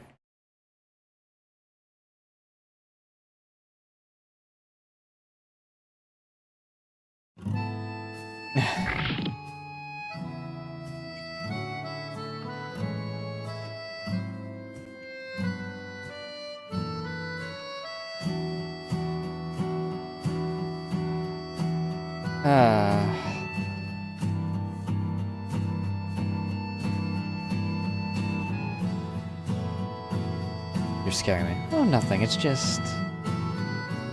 You've got a good look. You've got a good look on you these days. You used to have this super glum face all the time. What are you talking about?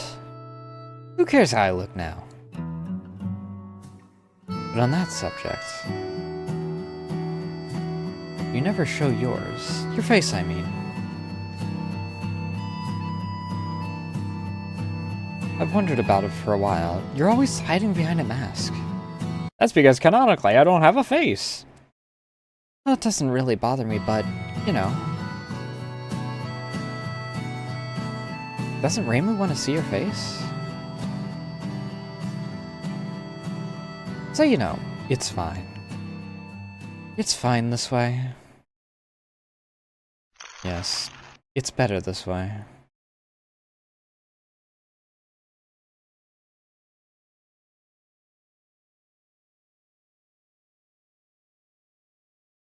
Say,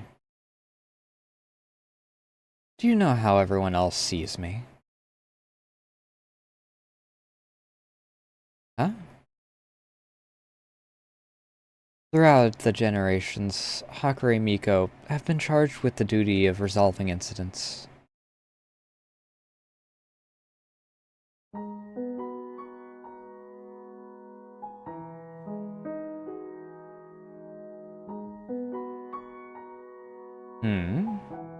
Yokai naturally detest me, of course.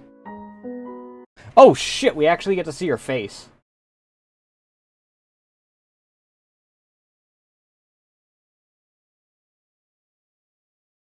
I mean, obviously it's, like, adult anime face, but...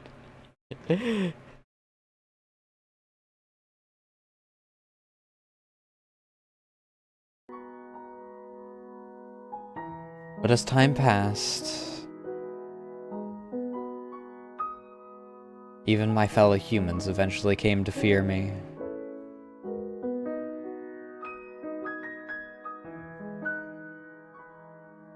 I mean, I guess that's kind of how it would go, right?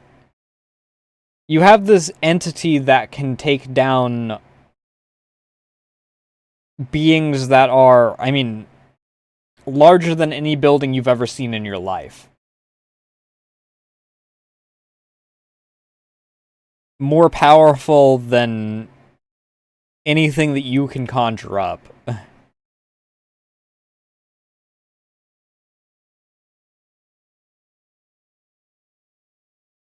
And then you just have a human that's able to, like, stack up to that.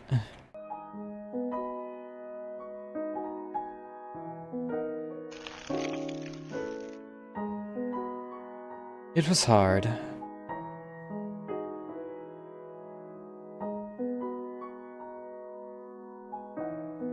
In the end, I couldn't bear their stares anymore, so I escaped by putting on a mask.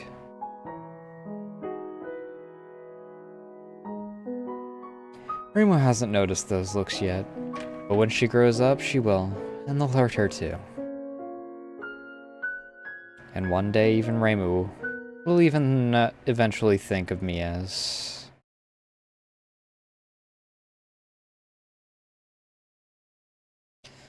What a gloomy story. Forget I said anything.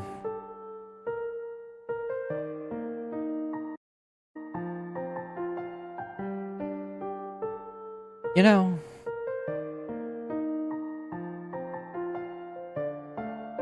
you say something? Fireworks have started.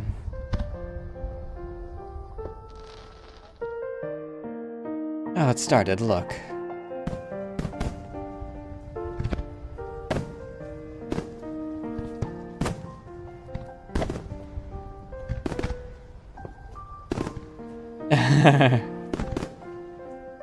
Ah, right, we bought some earlier.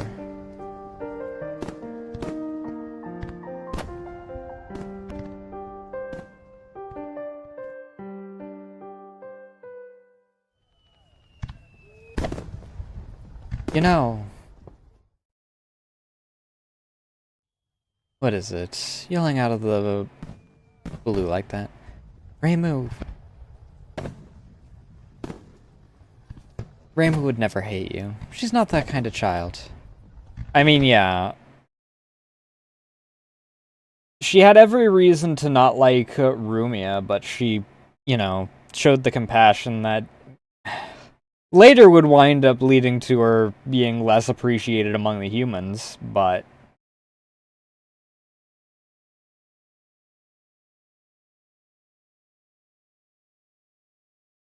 gave Rumia a second chance in this storyline at the very least.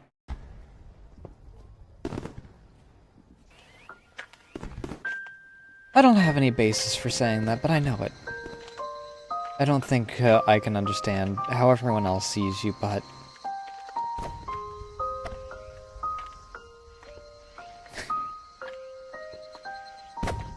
at the very least...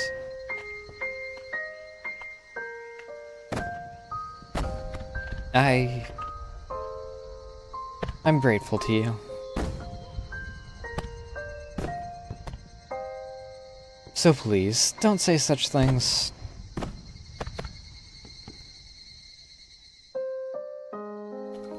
That's all.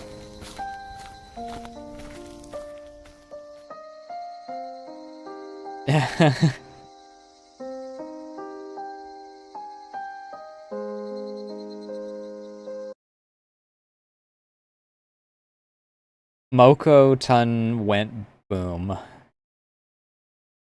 Okay. It's Mokotan, not Mokotan. I was thinking it was like Kiloton.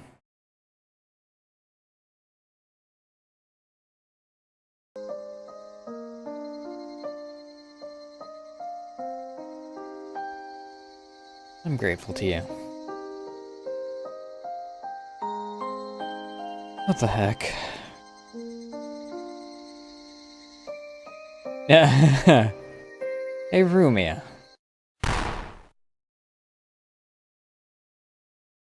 The hell are you doing? Huh? The nosy yokai sure can run her mouth.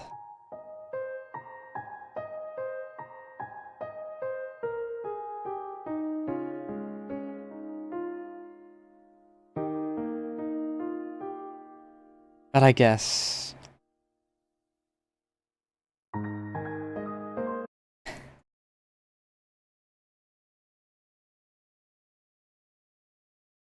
Man...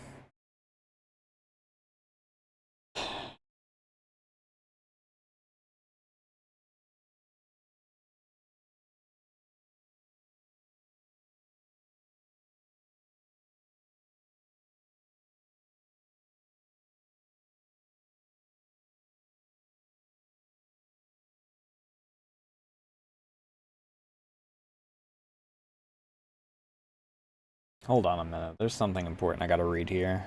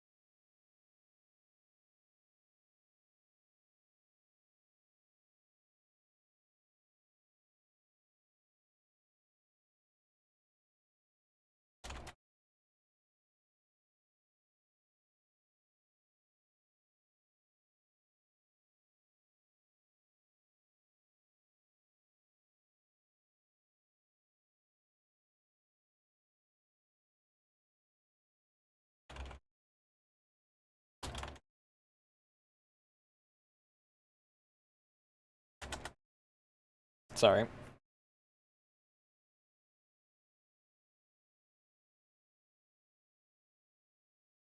Okay. Anyway.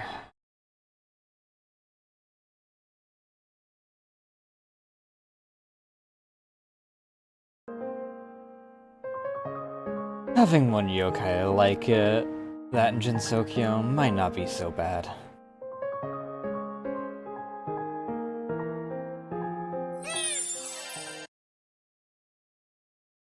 I think that this is the only... This reaction image is used a lot. Or this as a reaction image is used a lot, I should say. But, like... all the others were in, like, the first 3 episodes, I believe.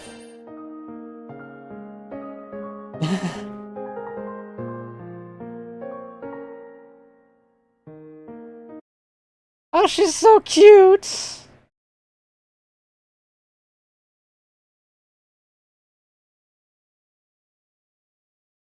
Ah, shit.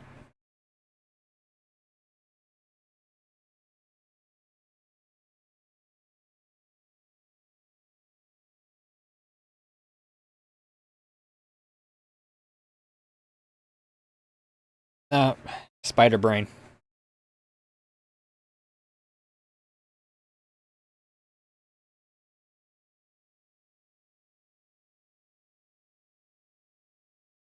Fuck, dude.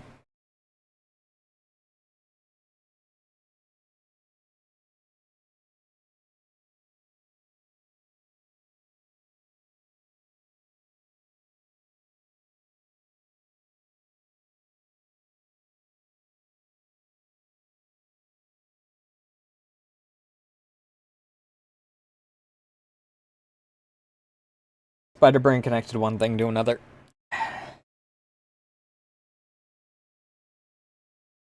Oh, and it struck just right.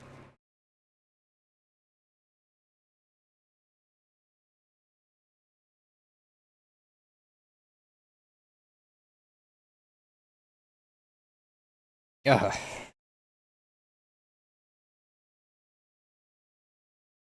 It was only for a split second in my brain.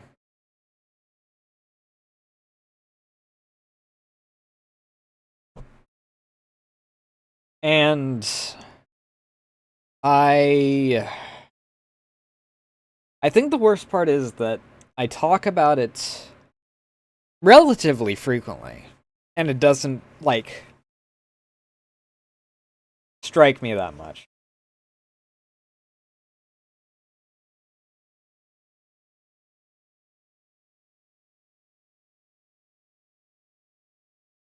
But something about this wedged its way around the spider web just enough to connect to the topic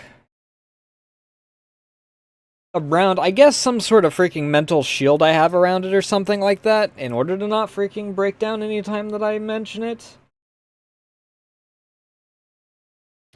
And Jesus fucking Christ, it just immediately struck me right in the brain.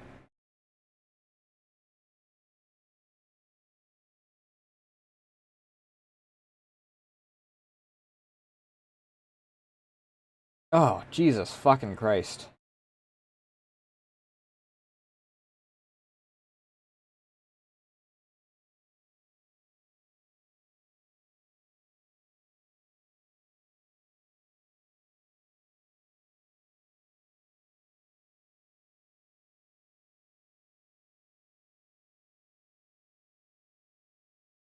Okay, anyway. Wasn't expecting that.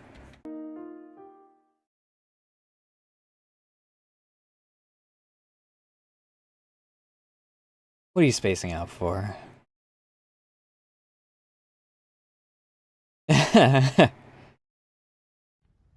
You gotta put in a little bit of that Yuri bait in there.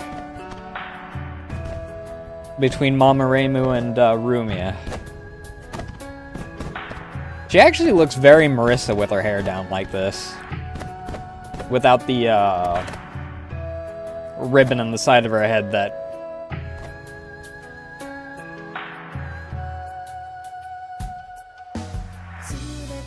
Oh, that's a very, very pretty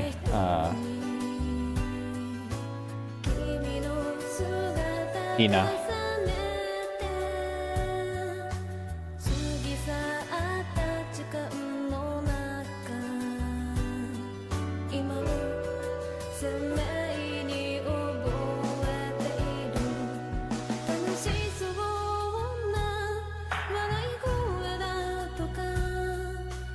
Oh, that's really cool. Ah, my brain's still freaking squirming.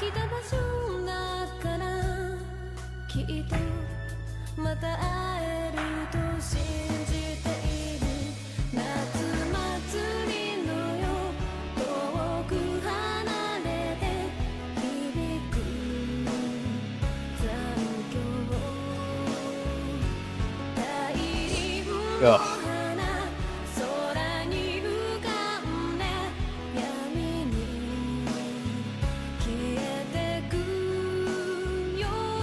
Yeah, I wasn't expecting that at all. You'll trip if you run around like that. I wonder, I mean, that's the thing though. Sound Drop won't be able to catch me off guard with its note thing. It'll probably still affect me because of, you know, the way that it's the way that the topic's handled, right?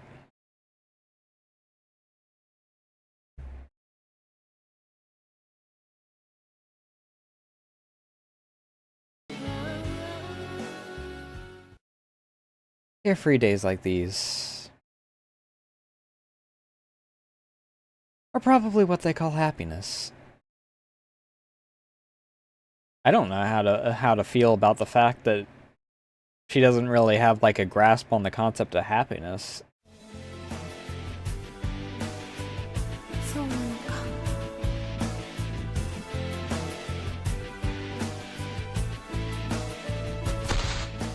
Yep, there it is. She fell.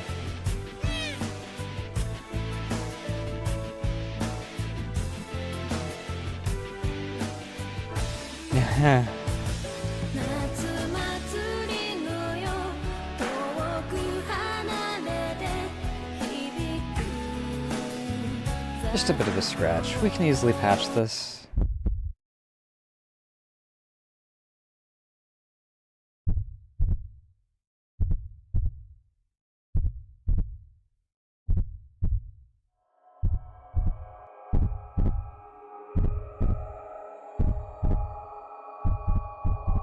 Yeah, the sight of human blood.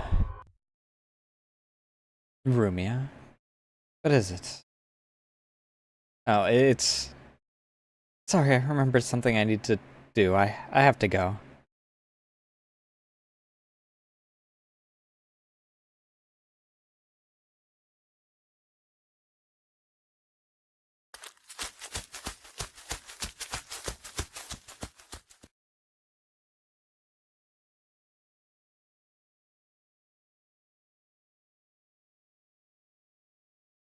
What am I thinking? I told you. Happiness disappears in a flash.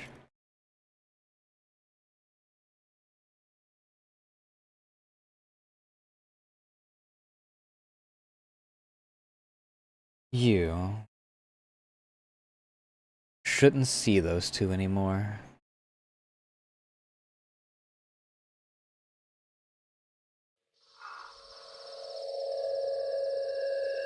I shouldn't see them anymore? Yes. I don't understand.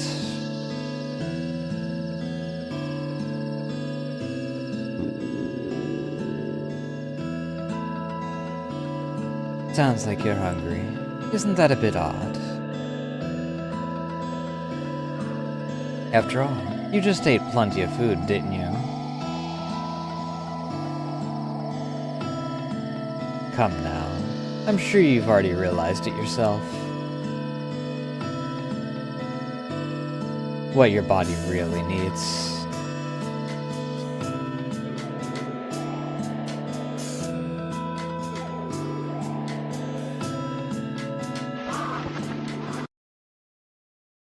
I mean, I suppose that... As fucked up as it is, it's very in character for... It's very in character for Yukari, to try and rebalance things and keep things balanced like that. And this is, I mean, before she's been affected more by, you know, our reimu. And even now, she still starts shit because she wants to keep things in balance.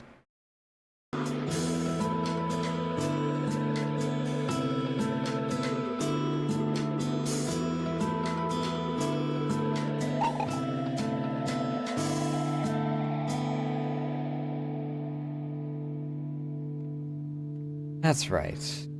What your body really needs to eat are humans.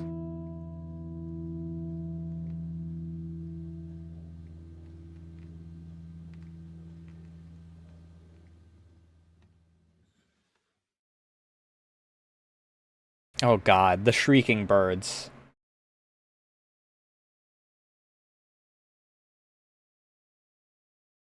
They're not shrieking, they're meant to do like little warbles and whatnot. But the problem is that children will either dump the water or accidentally dump the water out. They don't intentionally dump the water out, or they'll keep going until the water like either evaporates or is blown out from them, and then they'll continue to blow on them, which causes them to shriek instead of do the warble that they're supposed to.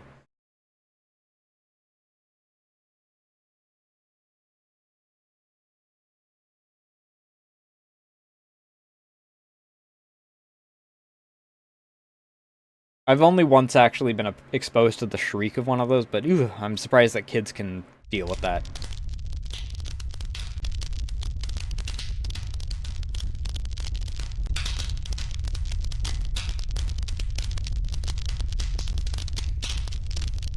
Especially considering... I mean, I guess it's facing away from them, the actual... It's withdrawal.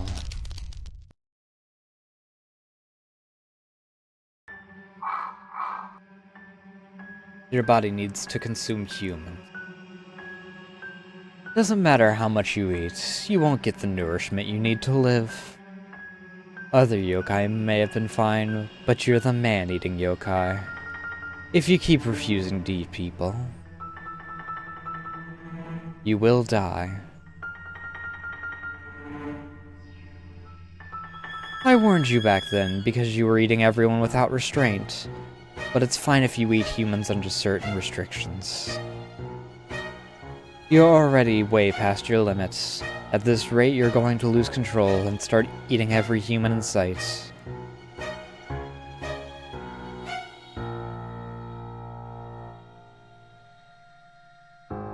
I'll give you 1 week, then I'll ask you again for your answer.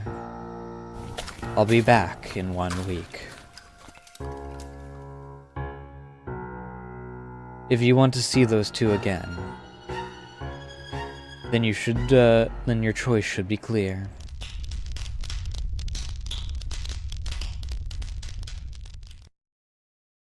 Of course I want to see them. But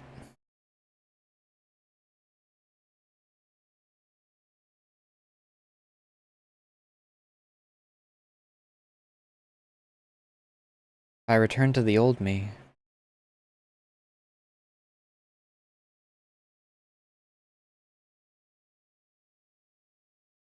I'll never be able to laugh or walk by either side ever again.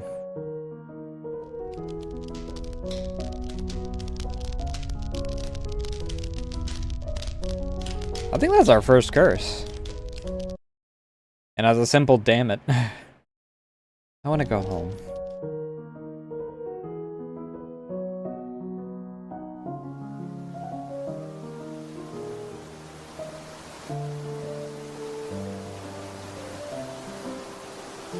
Oh, she didn't even eat that, did she? Ugh.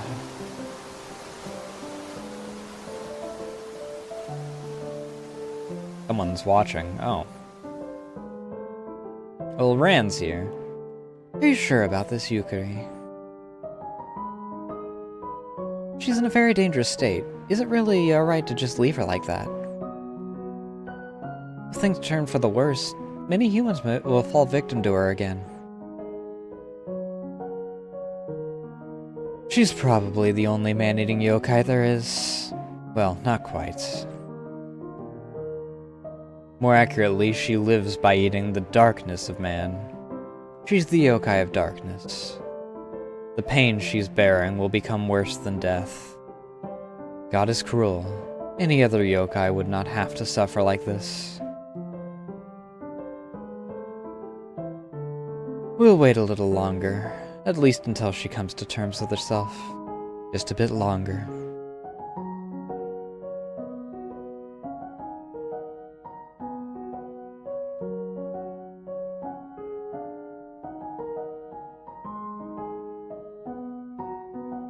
I guess that's a good way to, like, look at how her diet relates to her ability.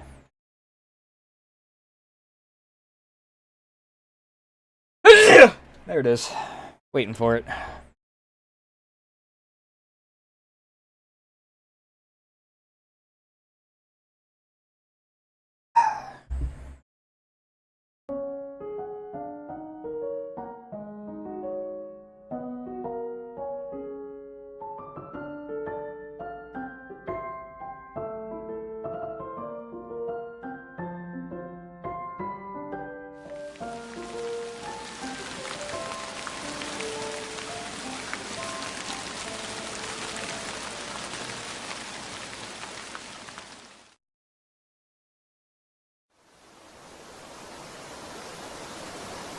Wait, so she's back here though? Huh?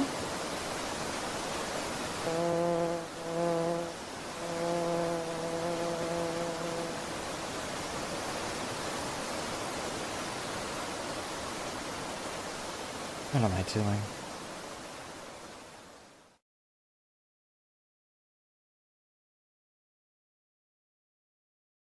That's not how her hand should be from the angle of her head.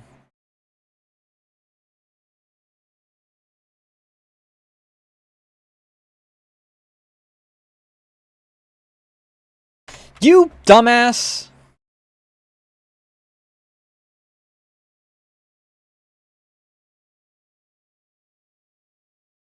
Why must all of you always put your ass and your legs on the goddamn keyboard?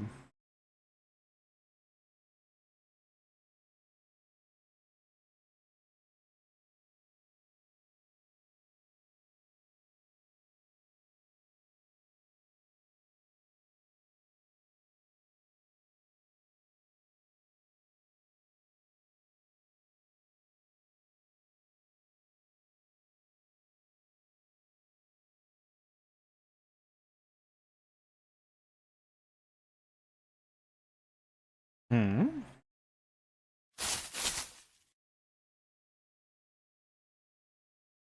Found you.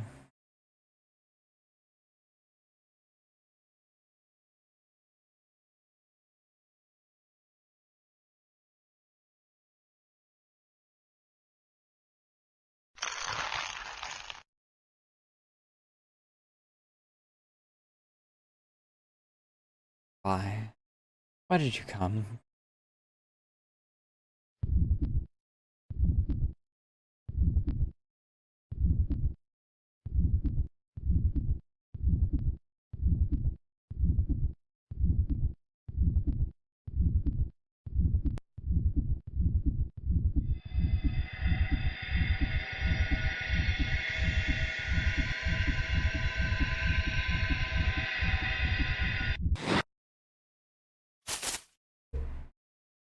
Hi, fat ass. Well, this is awkward.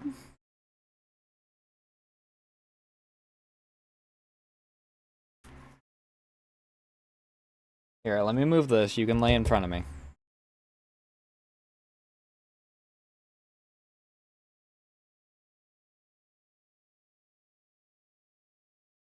Bratty lady. Yeah, I know. She's got your actual spot.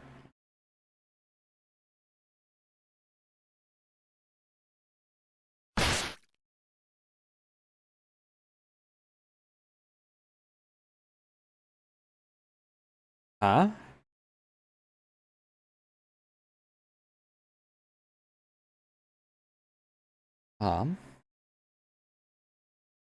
You can't wander off by yourself like that.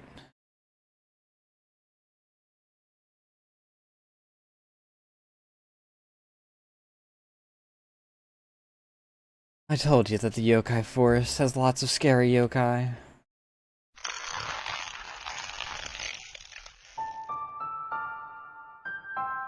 Come on, let's go home. Oh, did she bite her own arm in order to...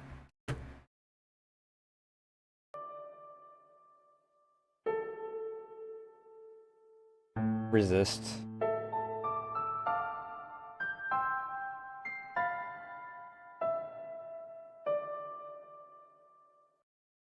She'll come back.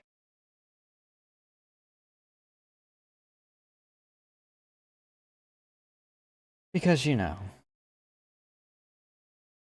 Rumia loves you.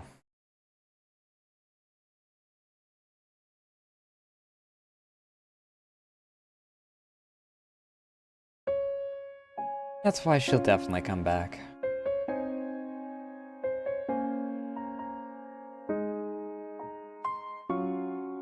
Really? Of course.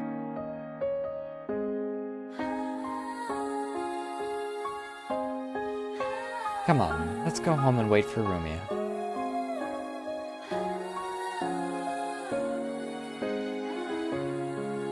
I know. It's alright, I know.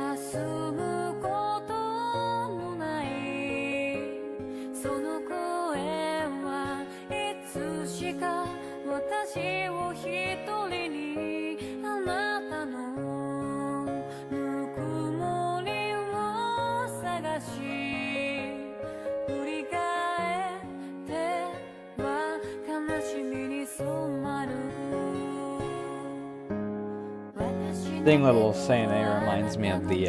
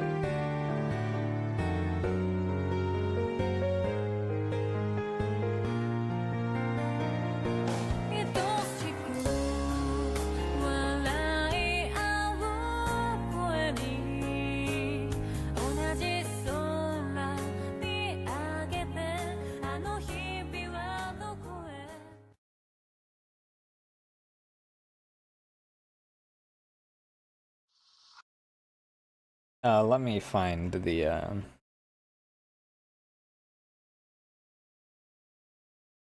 video that I'm thinking of.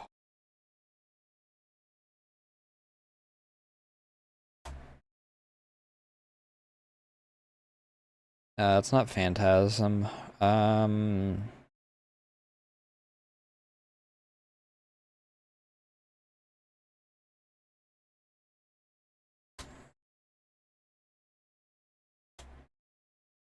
Let me see if I can find it by looking,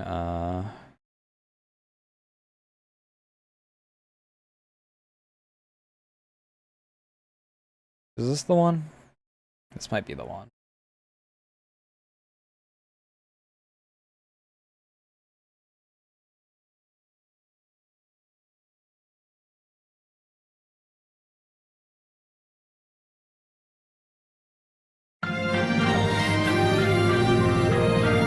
I also need a quick.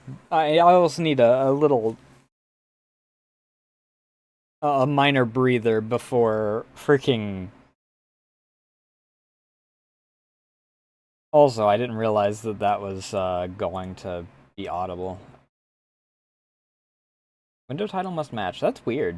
But that's. I mean, I guess it makes sense. They're all technically still the same, like, source. Wait, what is the difference between these?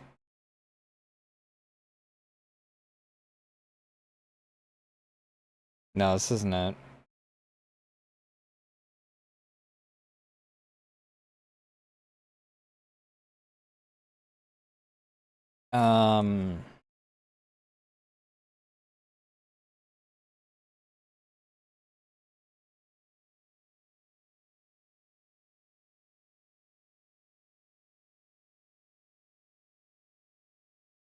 This also isn't it. But it might lead me to the right video. I don't remember what the name of the, I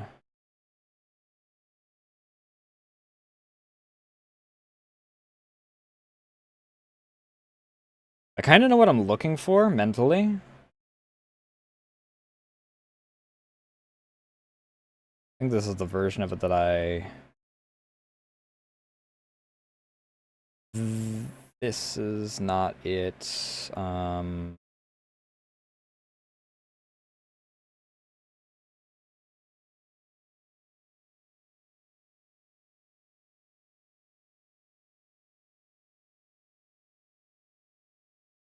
This I also don't think is... This isn't it, but it's...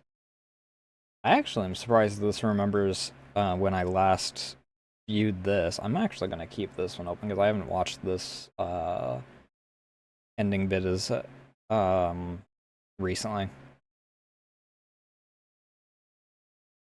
I believe we're in the last 2 episodes. This is it. Second curtain is what I was looking for.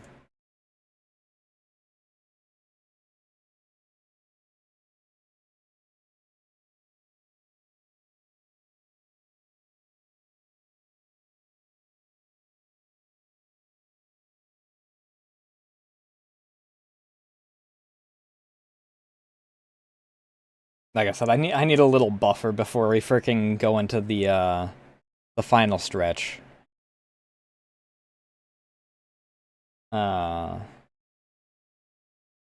This is the one that I was talking about just a moment ago. It's the first one of these two, though, that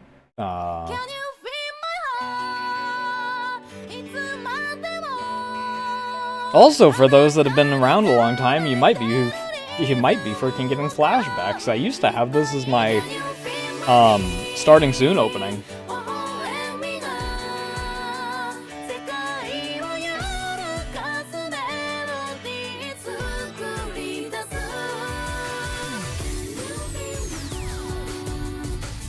Also, this has a whole different connotation knowing that those are just monitors now.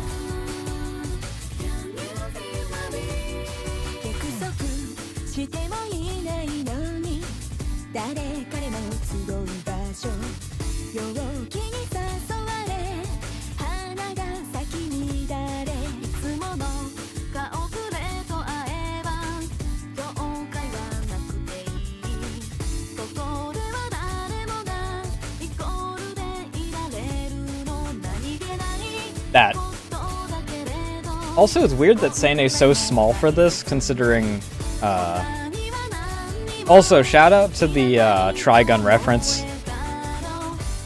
But it was kind of surprising, considering reimu was, you know, still full-sized.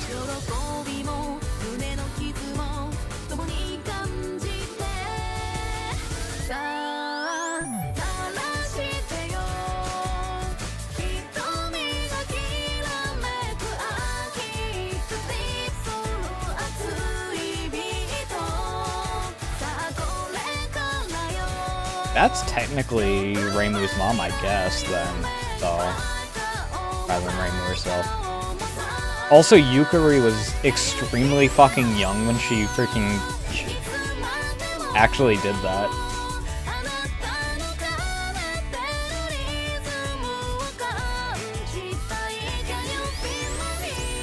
Which that kind of brings up a couple questions, like, it's brought up a few questions that I've had to ask a few times, like, in an ageless being, which I'm assuming Yukari falls under, sort of? Like, it's sort of like the elf question, right?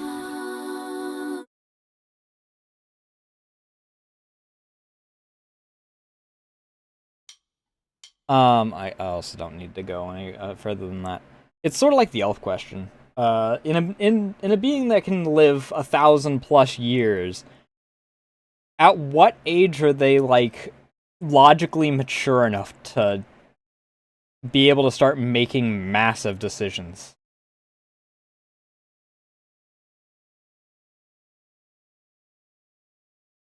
Like, obviously, joining the military and, like, drinking and whatnot, we as humans put it at, like, a third of our lifespan? If we're giving, like, the low ball estimate of, like, 60 about.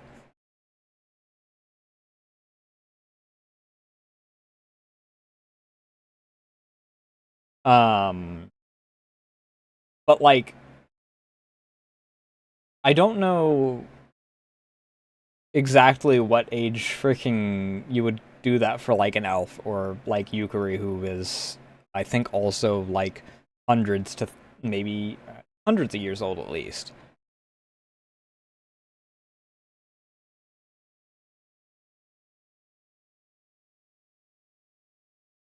Because, like,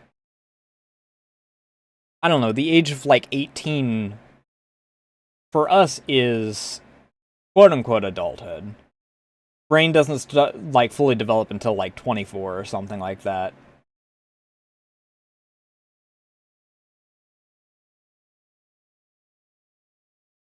But for an elf, that's, like, a blink of an eye for, like, them. If we ratio that,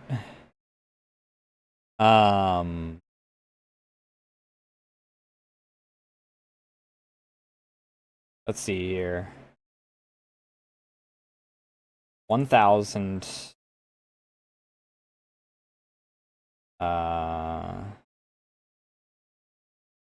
divided by, no, clear, 18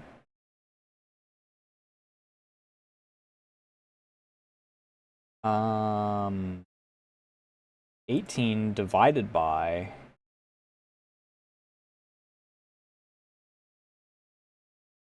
1,000 times, I don't know, 60. They're like a year old comparatively.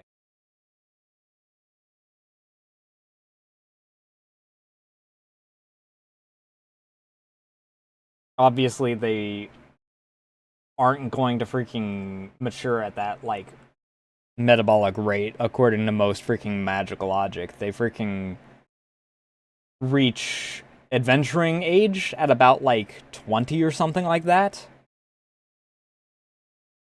If we go by D&D logic.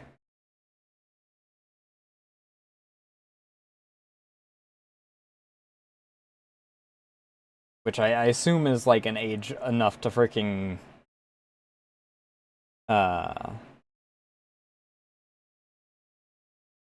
make decisions, considering you're allowed to just walk out of your entire village with no one stopping you.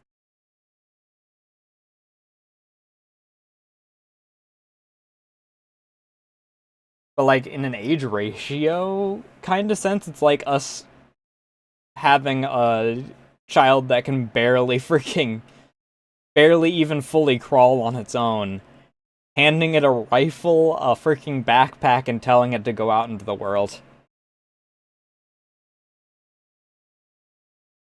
Freaking, it's like, it's,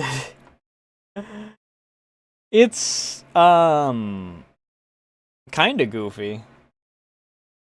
And makes sending a 10-year-old out to freaking take on, international terrorist groups like in Pokemon,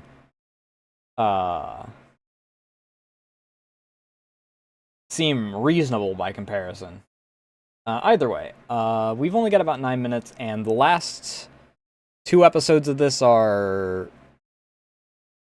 That's weird.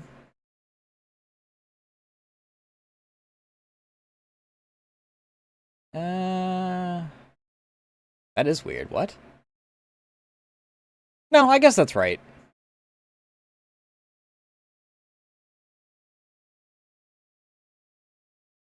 38. No, yeah. That's not too far off, actually. Either way, I'm gonna take myself a real quick bathroom break, get myself a refill on my tea, and prepare myself for the inevitable crying like a bitch. Because Christ knows that I've already cried twice tonight.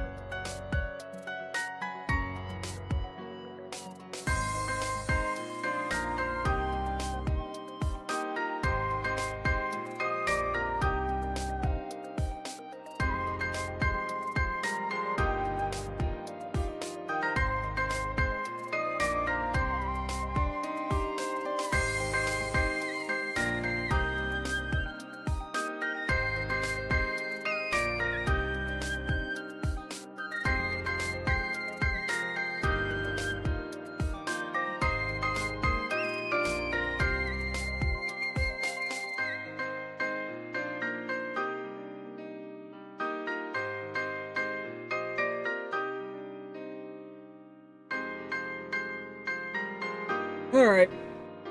Alright. Let's do this shit. I don't know if we'll move on to, like, the sequel portion tonight, because it is already almost midnight, and I do wanna make myself food and hopefully not, cry too much.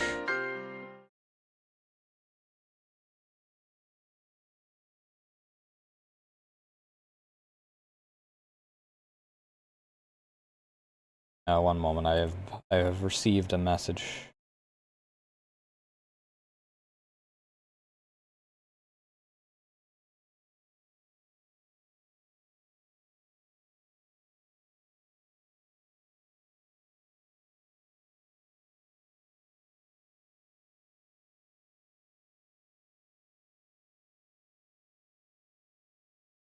But yeah, freaking, was, definitely not prepared as much as I thought I was, for this journey.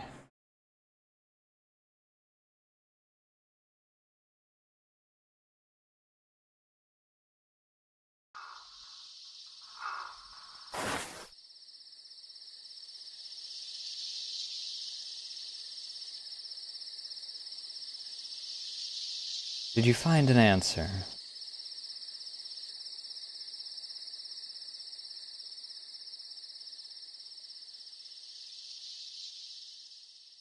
You tried your best.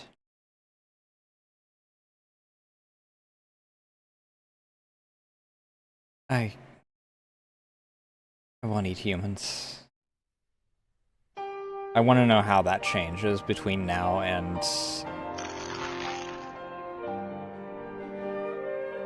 Get a grip. Your own stubbornness is going to kill you. Stop being foolish and just accept it.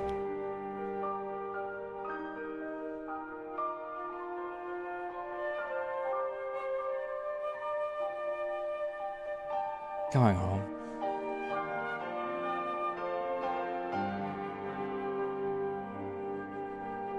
I'm going home to reimu.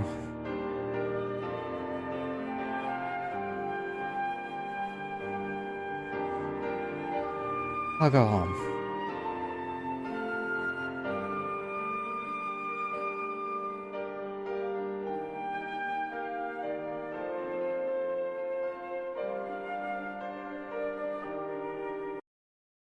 I'm surprised that she, like, has any concept of,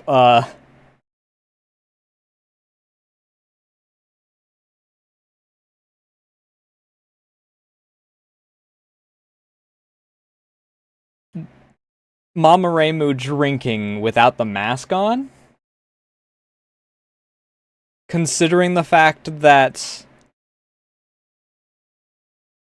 the same day that she stopped wearing the mask is the same day that Rumia... I mean, I guess that she might have drank a little. No. They wouldn't have had that much food by the time of, And we'll laugh and eat together, just like we always did.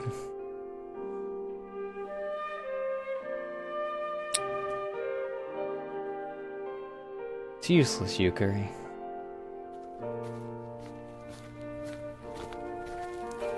A yokai won't accept it no matter what you say. I know that all too well. Leave the rest to me.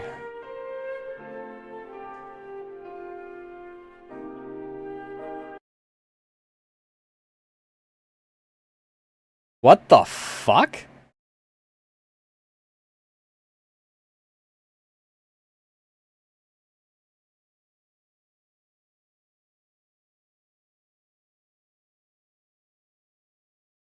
What the fuck?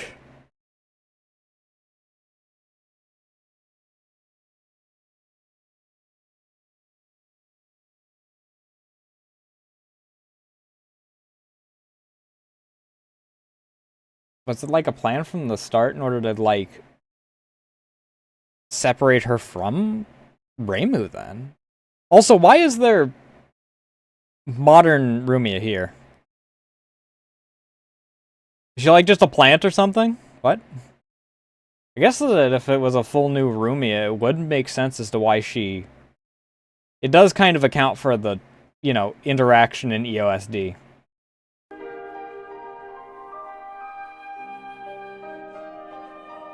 Man-eating Yoka, I'm sorry, but...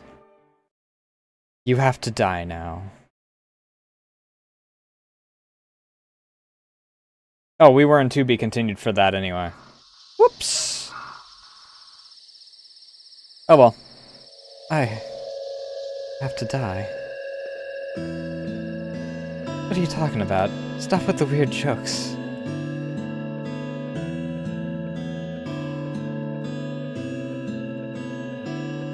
Who's the girl? Oh, can't you tell? This girl is Rumia.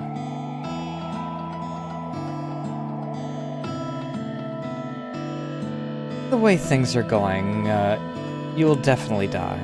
And that's a bit of a problem. You are this world's darkness. Without darkness, there can be no night, which would mean the end of the world.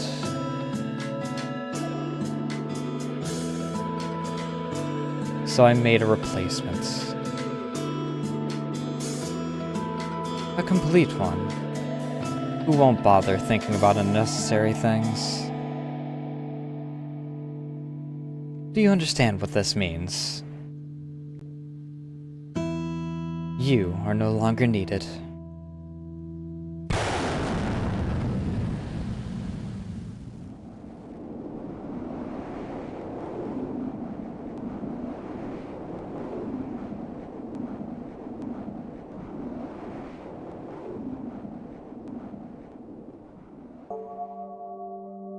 Yukari, I will kill her. Even with your power to control boundaries, you can't deal with her, right?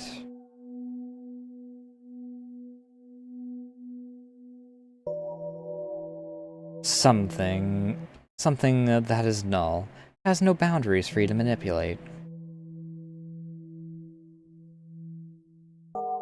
But a shadow exists, therefore there is a boundary to darkness.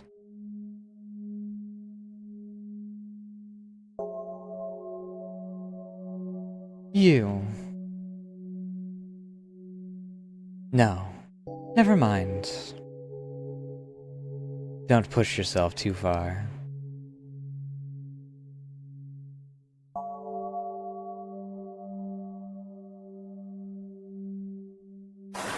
Jeez, it's been a while since I've worn this. Now then.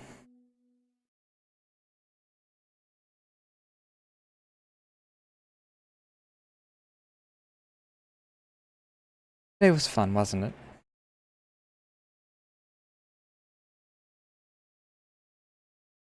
She's so weird, right?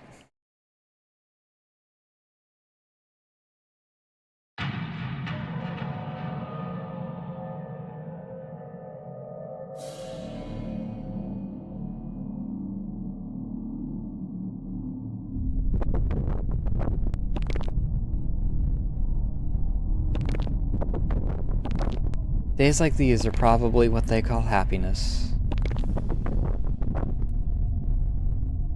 That. I was just thinking. And that. And that. And that. And that. And that. And that.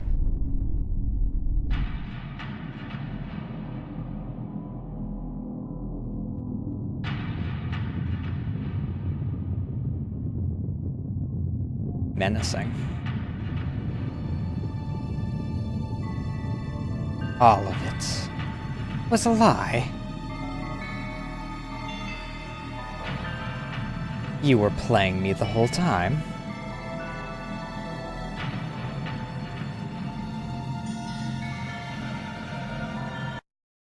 Yes.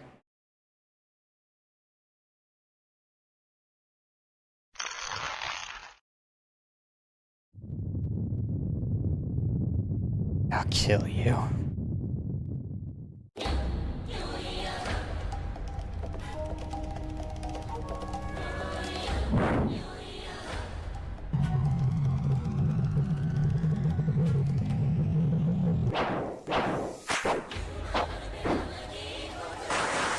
Reimu's good at grazing, I'll give her that. She better stay good at it if she wants to survive this. Looks pretty dangerous to touch.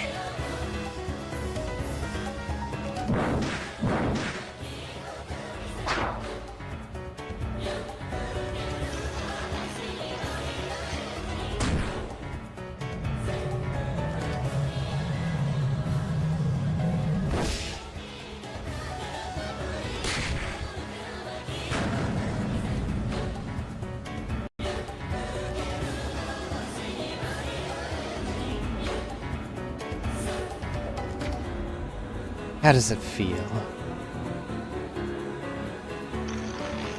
Realizing the only reason we got close to you was in order to create a copy. Dancing along to the tune of a fake life. Pathetic. I'll end your pain shortly.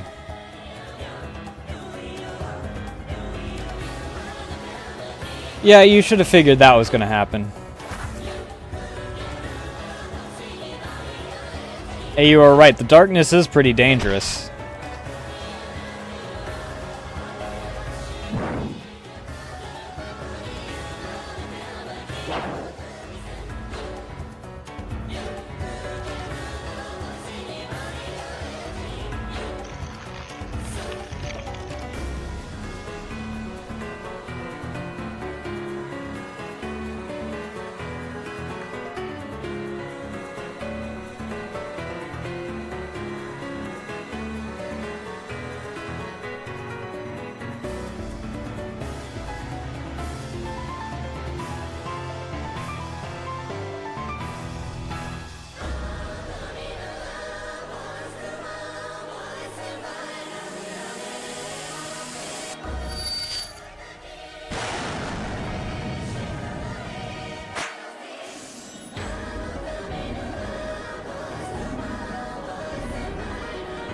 I thought she was going to remove the mask, I'm going to be honest. Before, you would eat anybody just to sate your appetite. But now, the pathetic man-eating yokai can't even kill one human.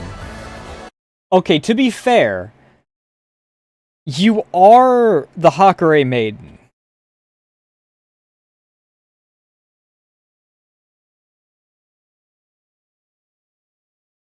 I don't think that talking shit is exactly accurate. Like, your singular flashback that wasn't related to her was you taking down a mountain-sized yokai. There is a reason the humans fear you.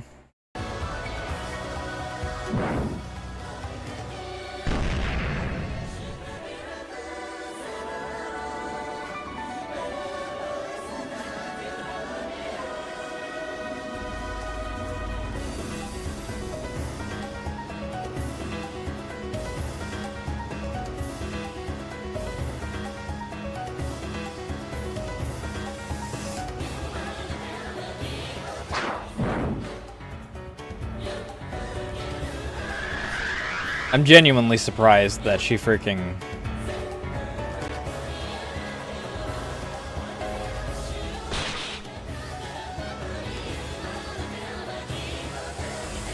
Okay, she did what I thought she was going to do.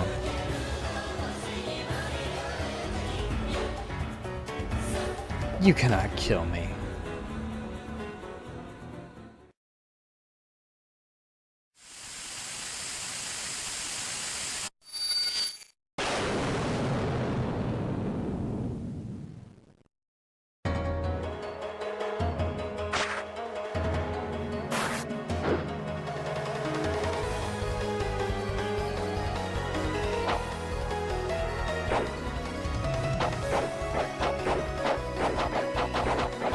Sakurai style hidden technique.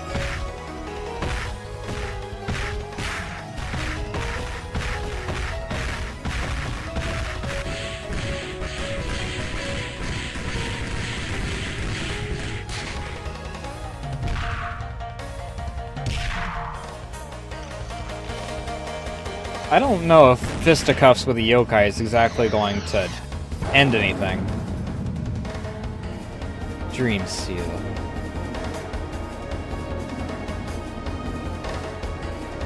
Unless you were stapling freaking seals to her the whole time you were doing that.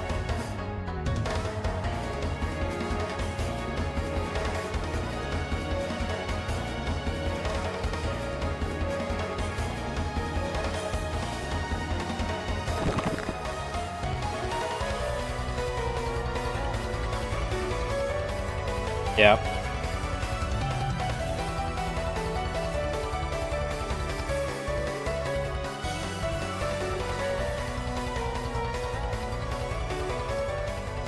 Not bad.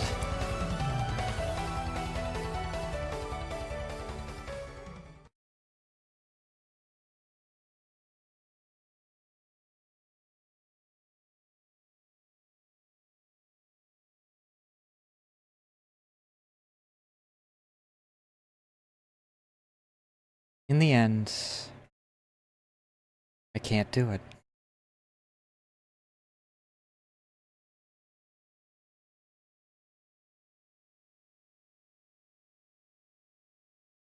How could I?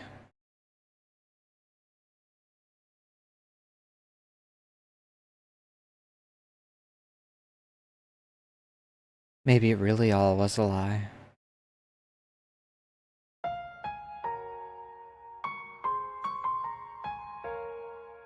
Oh, you're freaking hitting me with those notes, are you?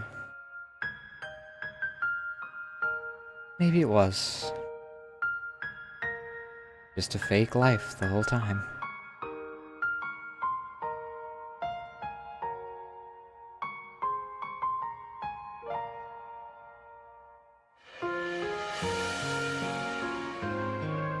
But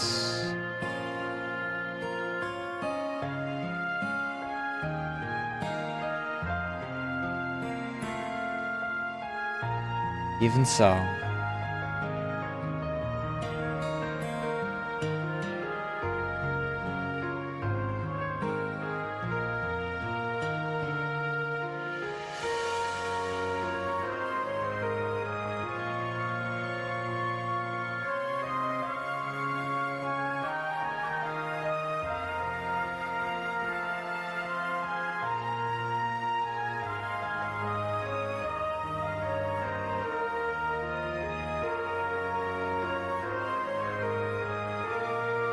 it was real to me.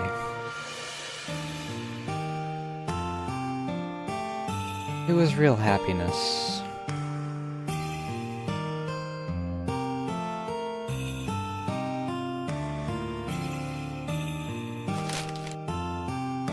The next one will end this. I don't think it will, unless our entire second half of this finale is,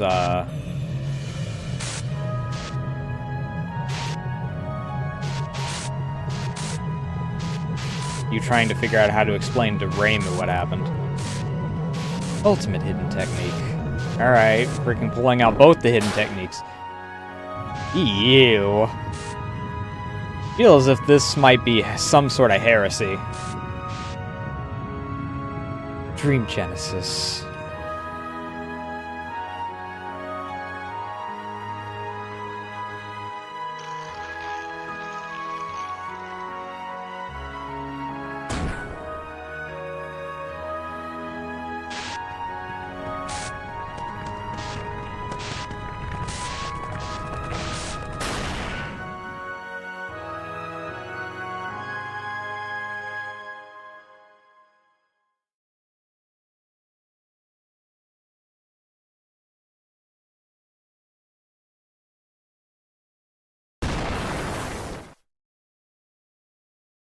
You missed.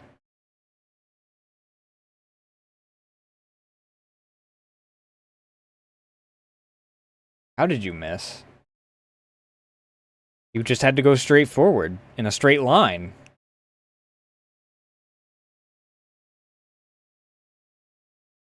Unless you intentionally missed.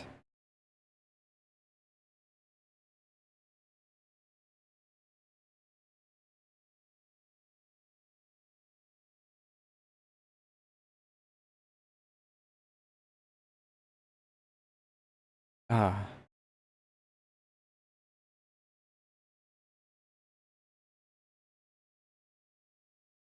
Enough. I'm tired.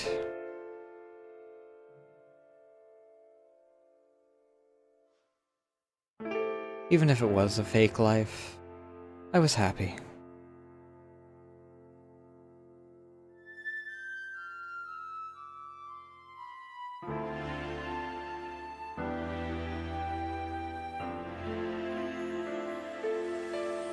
But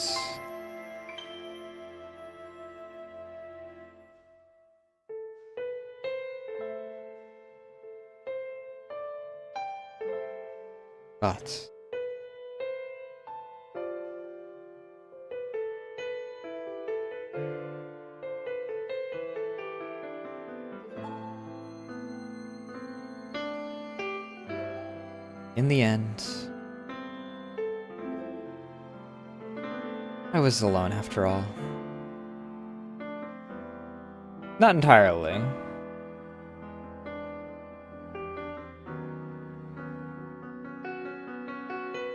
There was one that wasn't faking it.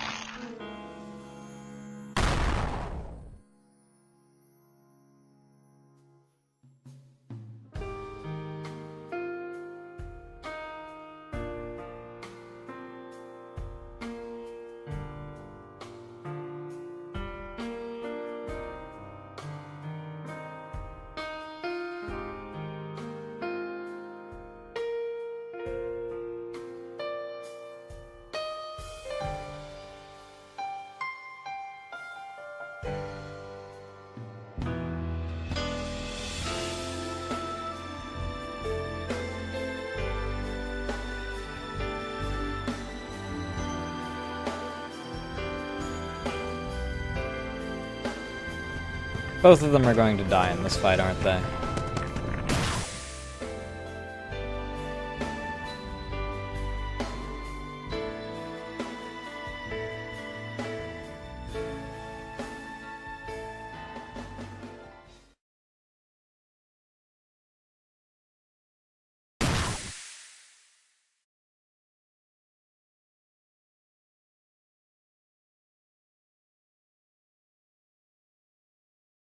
Final chapter.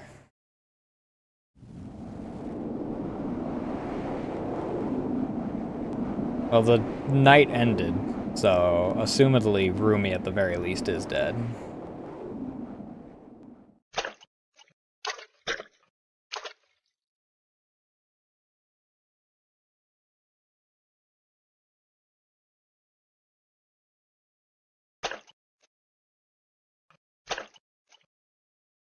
She missed.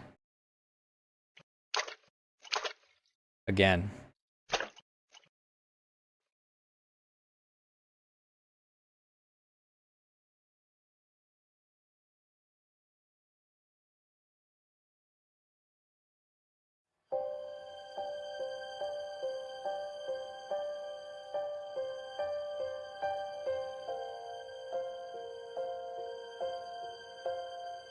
There is no returning now. Regardless of what happens, what do you tell?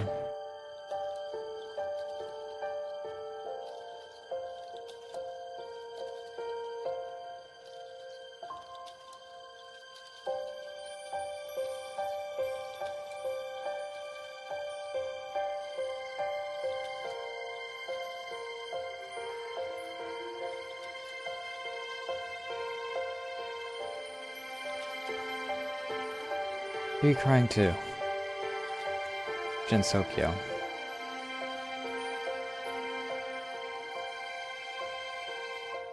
You really are such a clumsy girl.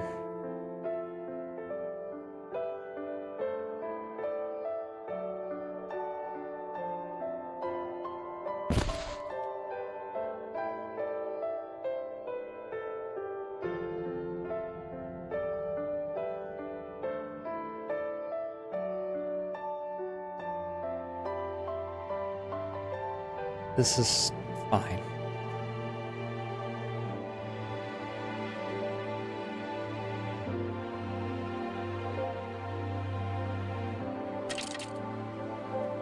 Yes.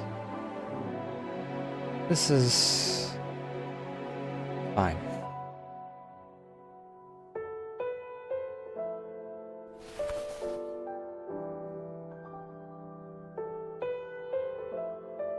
It was hard, wasn't it?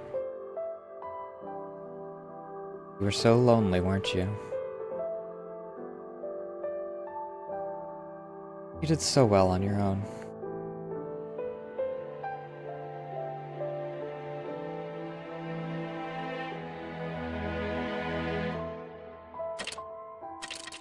I'm sorry. I lied to you. But to save you, there was no other way. You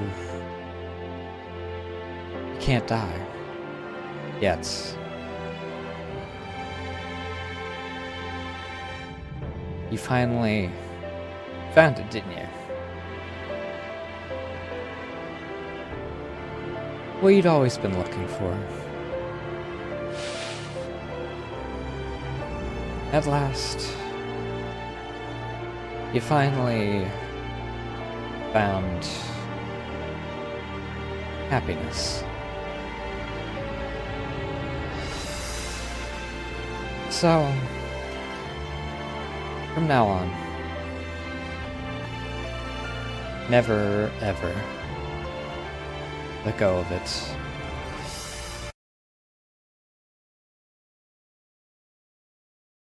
What does she do from here, though?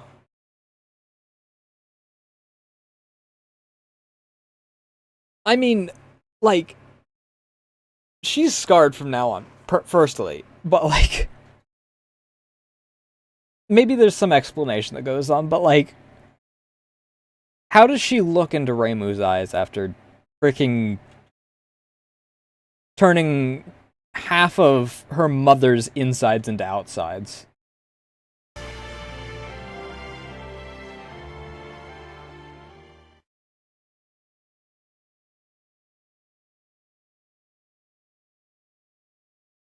I was also always alone. I'm assuming it's like, oh, searching all alone.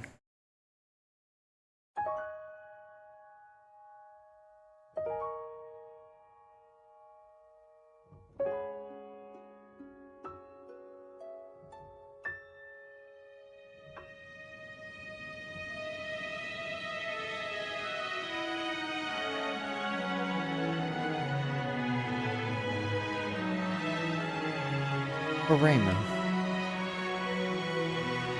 So Reimu isn't even a real daughter?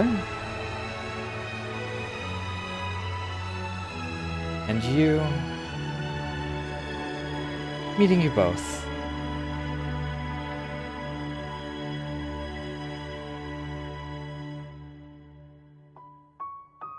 I found it too.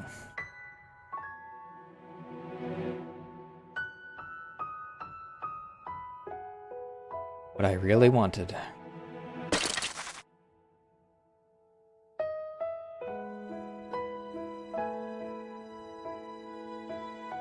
I was so happy.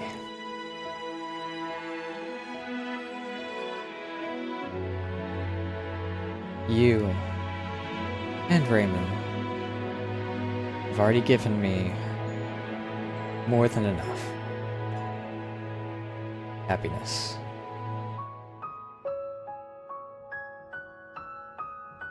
Thank you.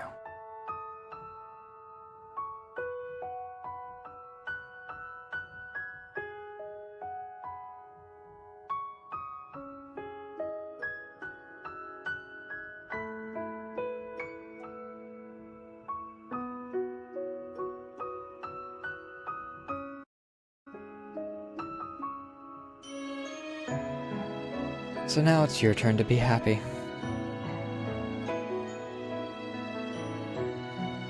It's okay. Now I can take care of your darkness. If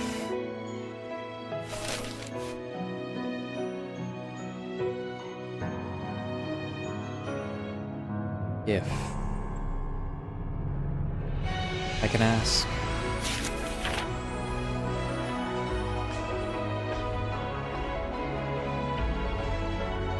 For one last selfish request.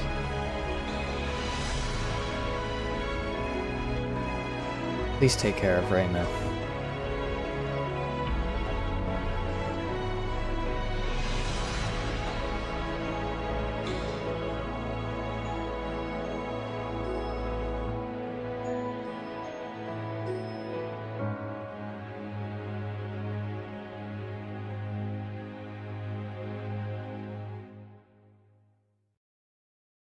So did she shrink her down?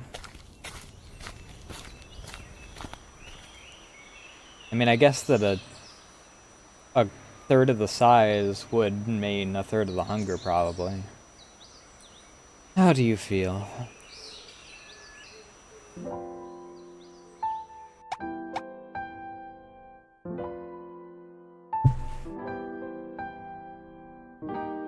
Jesus Christ.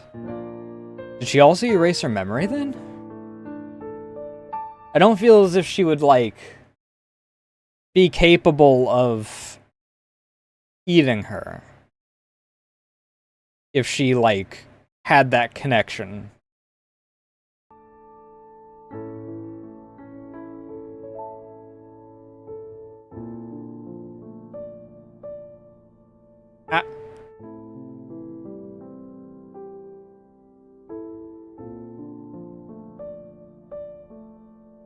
You've lost all your memories, and you've eaten all the darkness you'll ever need. Yeah, I guess that checks out.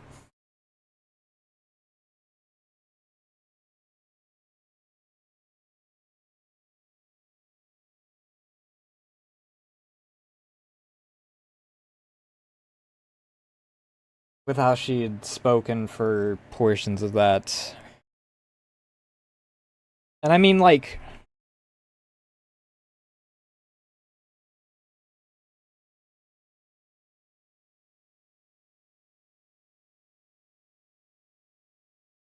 there was no positive outcome in the end on that.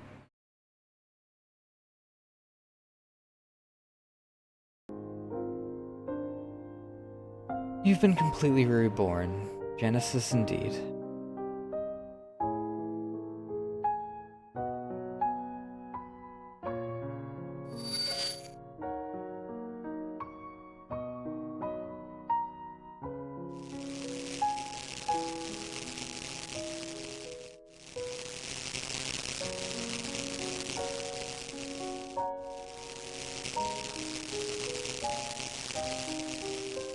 Is she tempted to kill her or something?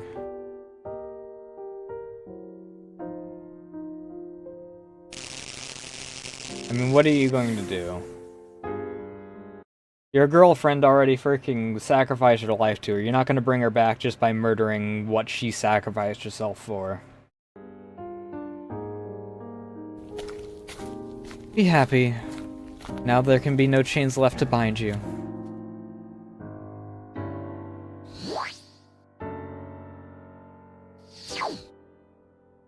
Live however you please.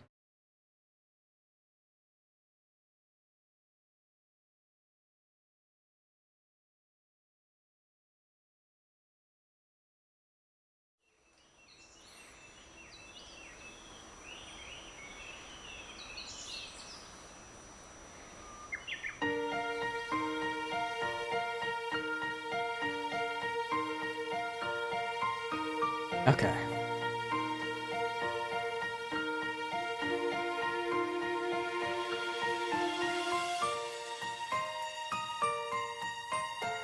There's gotta be post-credits on this.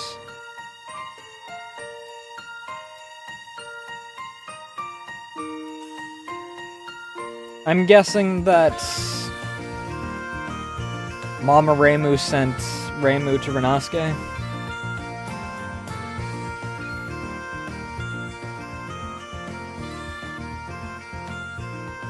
And that's how we wind up tying into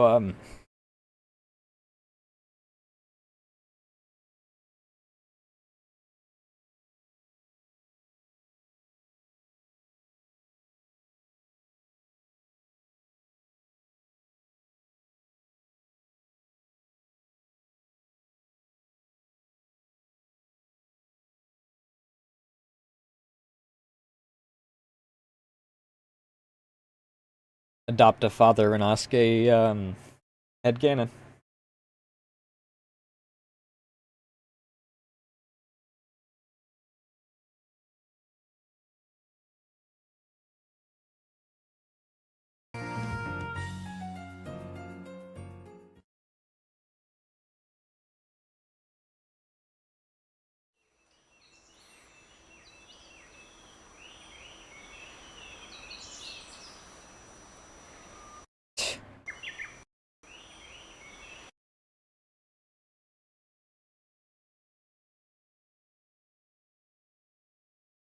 Cardboard, big book of flowers, goldfish, the Beatles.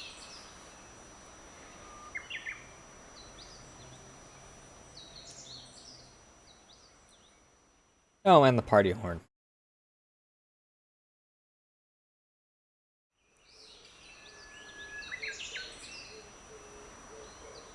I was wondering what the final thing was.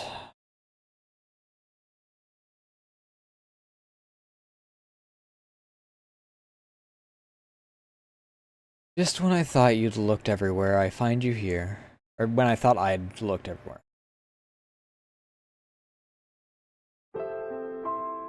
Chilly today, reimu. You'll catch a cold sitting out here.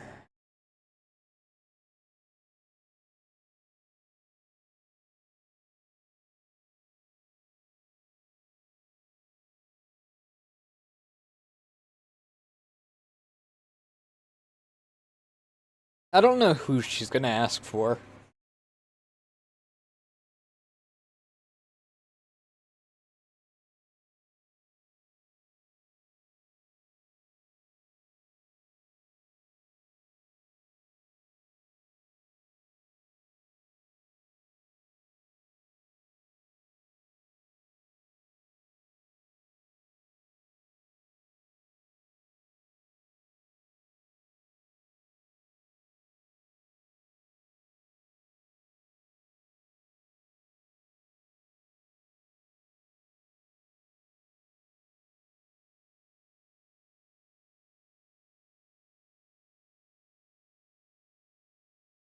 But I don't think I'm ready for either answer.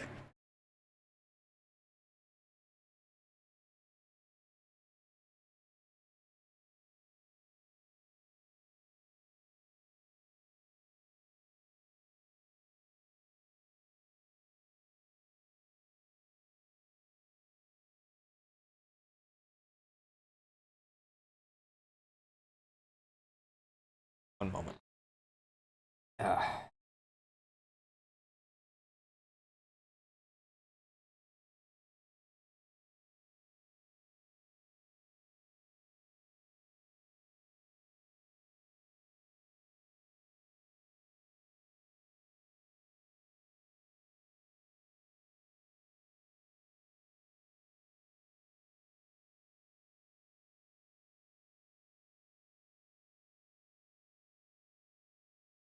Way too much mucus.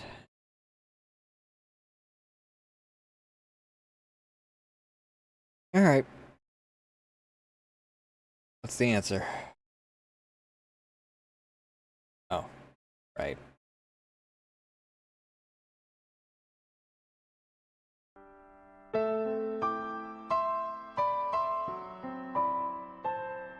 I'm staying here.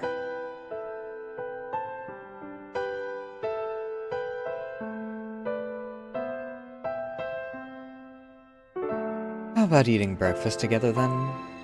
You're hungry, right?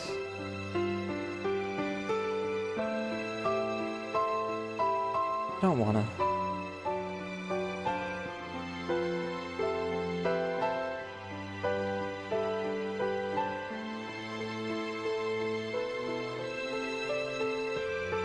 She said so.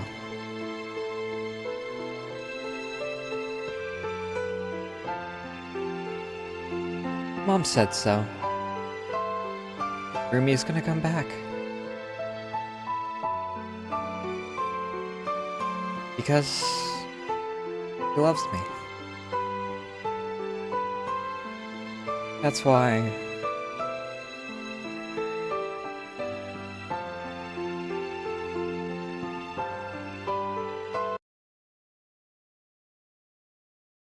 Mom and Rumi are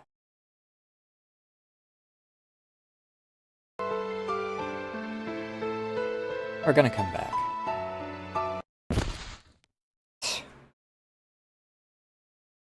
You've done so well. But it's enough. You don't need to hold back anymore.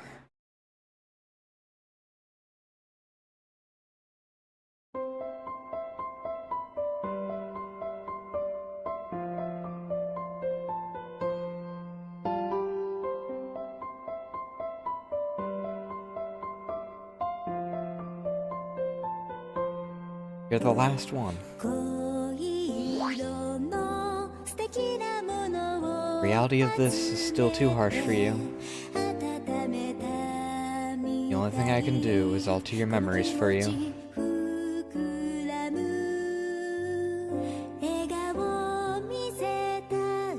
Sorry.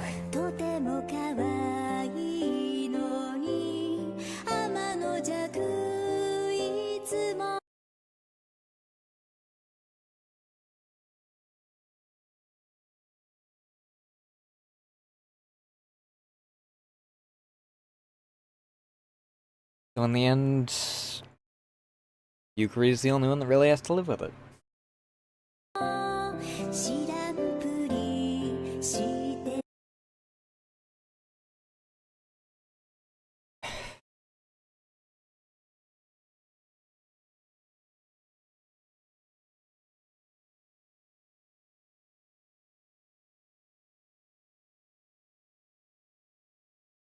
mean, I guess that's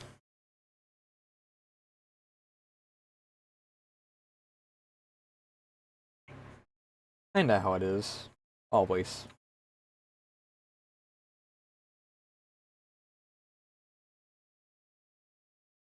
I mean, not exclusively her. Any of the sages, really. Or pseudo-sages.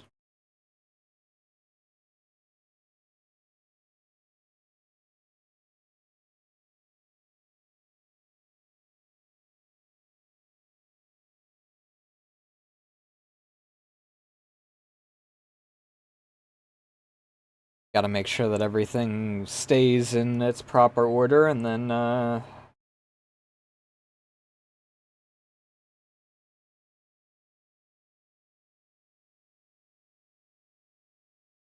only one's guaranteed to have to live with it.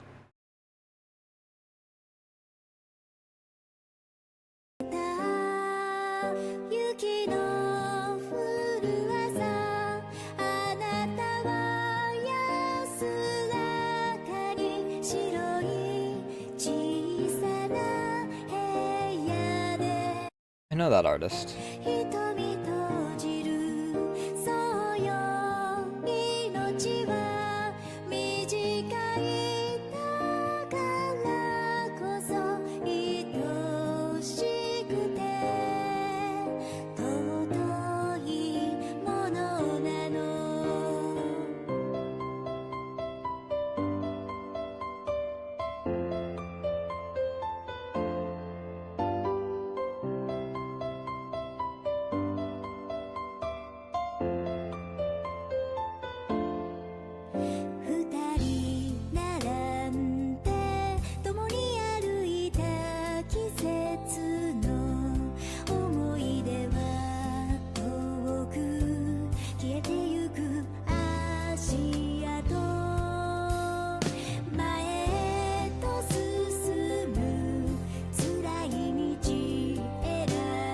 I guess at least,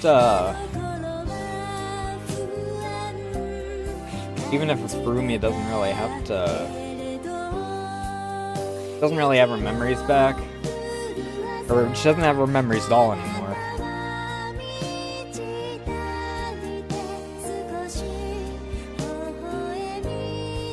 At least she doesn't have to figure out a way to explain herself to reimu. Or have the burden of, like, no matter what lie happens, having to live, like, with the knowledge.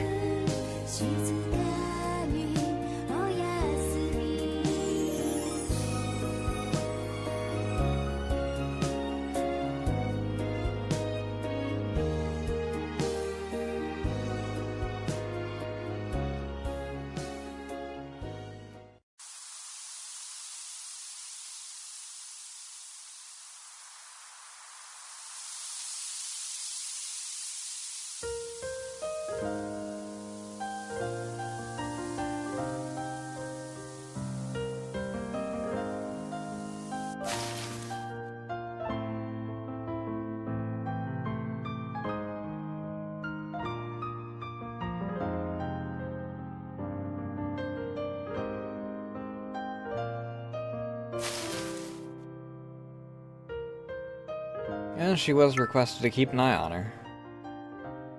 Even if she doesn't remember that.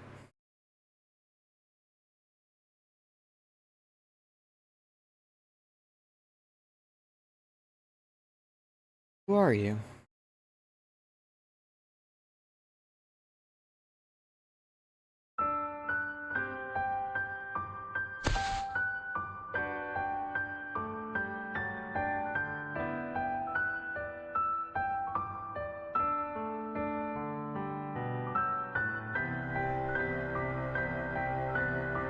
That child is Rumia.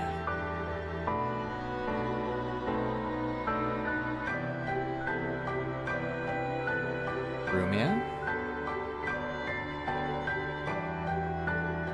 That's right.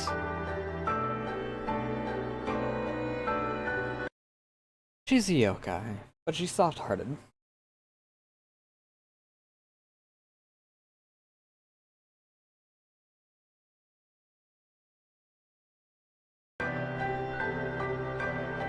And a crybaby. And... same, though.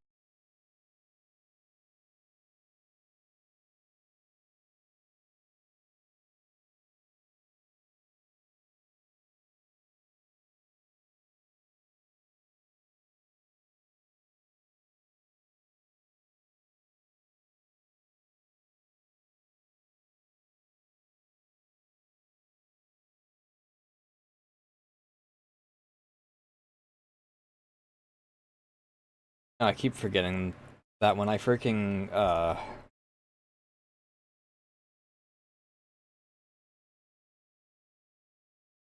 mute, below my nose.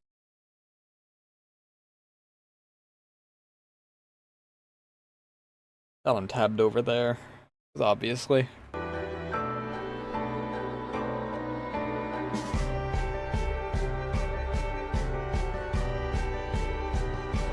And...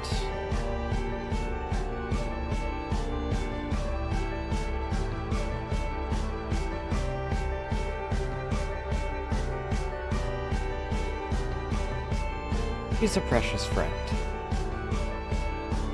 Of someone I loved.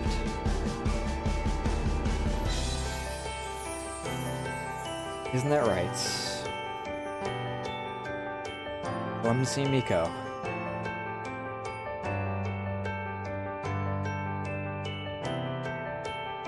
This is a story when Hakure Reimu was still young. And the man-eating yokai was big. And...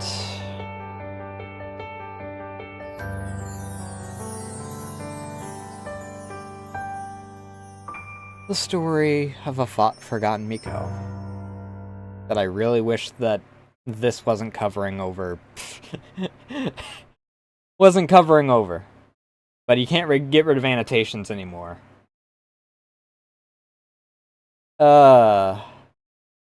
This is also very funny that, just, like, freaking the stark contrast.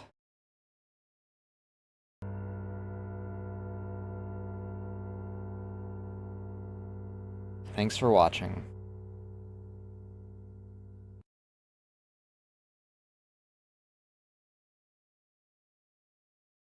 Oh, hi, Asprey.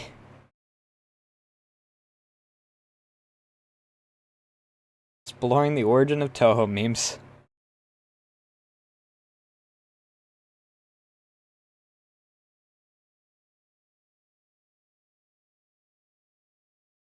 Let me open the, I'm gonna open this up on freaking my primary. That actually has me signed in, right? That way I can actually, like and put it in my favorites and whatnot.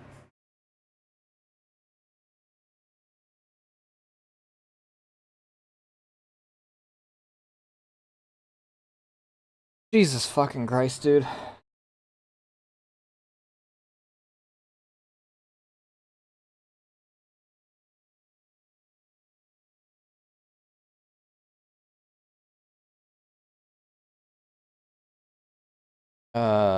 Save favorites.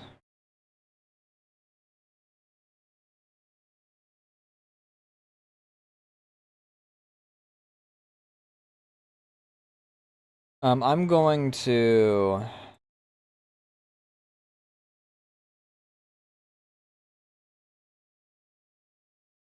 copy this over into this.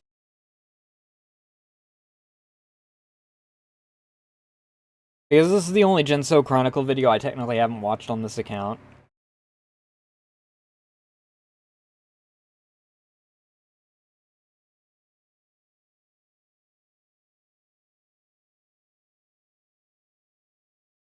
So it will pop up if I don't watch it.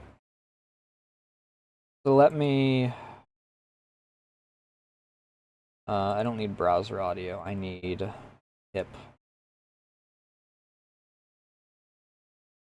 Pop us over to this.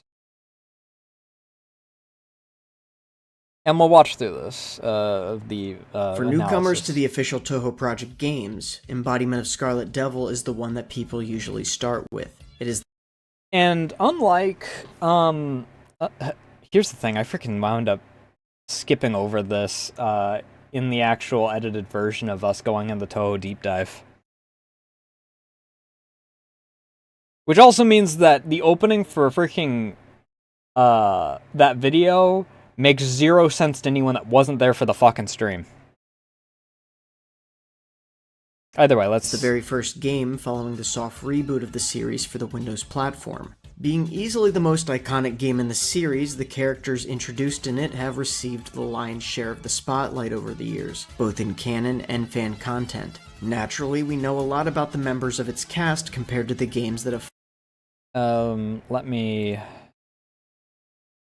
close this. I'm going to bookmark the, full episodes thing that has the sequel part as well, which I don't know actually. Wait, what? English subbed and Japanese dubbed. But oh, I'm gonna have to find it a different way because the way that this it has the dub, but the translation for the sub isn't done the way that I tend to like it for.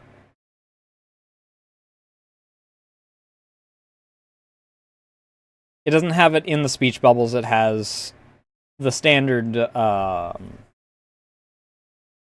Japanese in the speech bubbles, and then it has the subtitles below. I'll look around, I guess.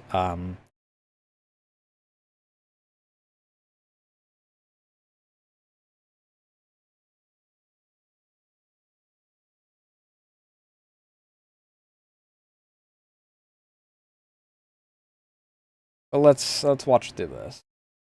I'm just gonna preemptively hit snooze so that the ads. Hopefully we get through this.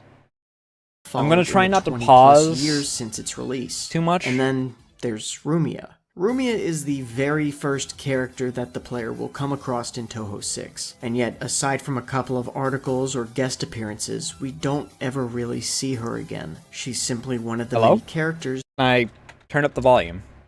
Okay, this is not accurate.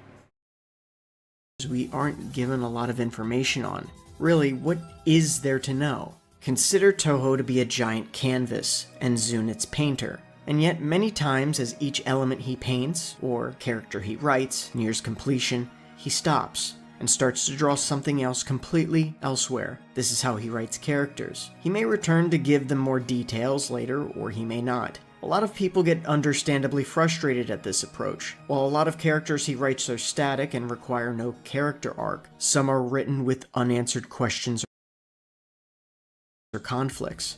It's like being given access to the first half of a character's story only to find out there's no conclusion despite the writer continuing the work. It used to be my biggest gripe with the series, but if you're inclined to listen, I would ask that you hear my humble defense of his methodology. And the vehicle for this being none other than Rumia and the fan work Yo Reimu by Joyful, a work often erroneously transliterated as Osana Reimu. I will be spoiling the entire series in this video, so consider. That's how it was actually labeled in the version we were watching. It's labeled as Osana Reimu.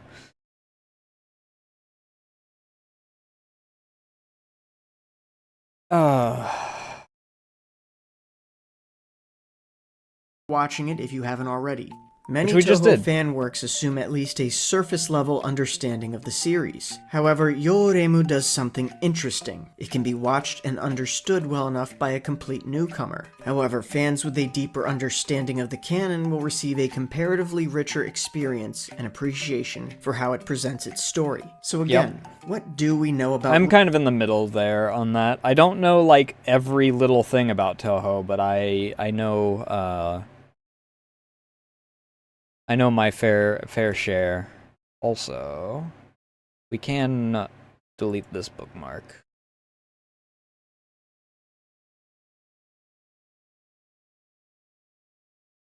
Rumia. She's seemingly weak, not very smart, and is a yokai of darkness. And yet, the first thing the viewer is greeted with is a much different Rumia, and for that matter, a much different Reimu. We are then told directly, this is a story of when Hakurei Reimu was still young, and the man-eating yokai was big. We can then infer the story is meant to take place in the past, albeit a confusing one. The story is broken up into 8 parts, and this first one makes an immediate, masterful draw at its audience. Reimu and Rumia are nothing like in canon. They treat each other like family. Meanwhile, Reimu's mom is a major character. It forces people familiar with the canon in To recover seemingly contradictory past, forces viewers' strong lore knowledge into the same position as the newcomer. It does this knowingly prompting questions from the viewer, and it does well. To a position where they cannot rely on their knowledge to understand the situation. But in its place, a morbid curiosity takes hold. What's going to happen to Rumia? If they are like this, why doesn't Reimu remember her in Touhou 6? Why is Reimu's mom wearing a weird mask? Why is Rumia called the man-eating yokai? Why does Rumia have Reimu's bow? The entire first part is a happy and carefree introduction to the characters. Suspiciously happy, given the future that this audience is likely more familiar with. Yeah, unless you're, like, fully going in blind, you don't... You have at least some expectation as how things are going to get. Conclude that there isn't a happy answer to their questions, or any that follow. The story's presentation is wholly aware that it is in the past to the viewer's perspective, and takes full advantage of it by planting these questions in your mind at its first opportunity. It builds anticipation through anxiety and suspense. It is not foreshadowing. It is a promise.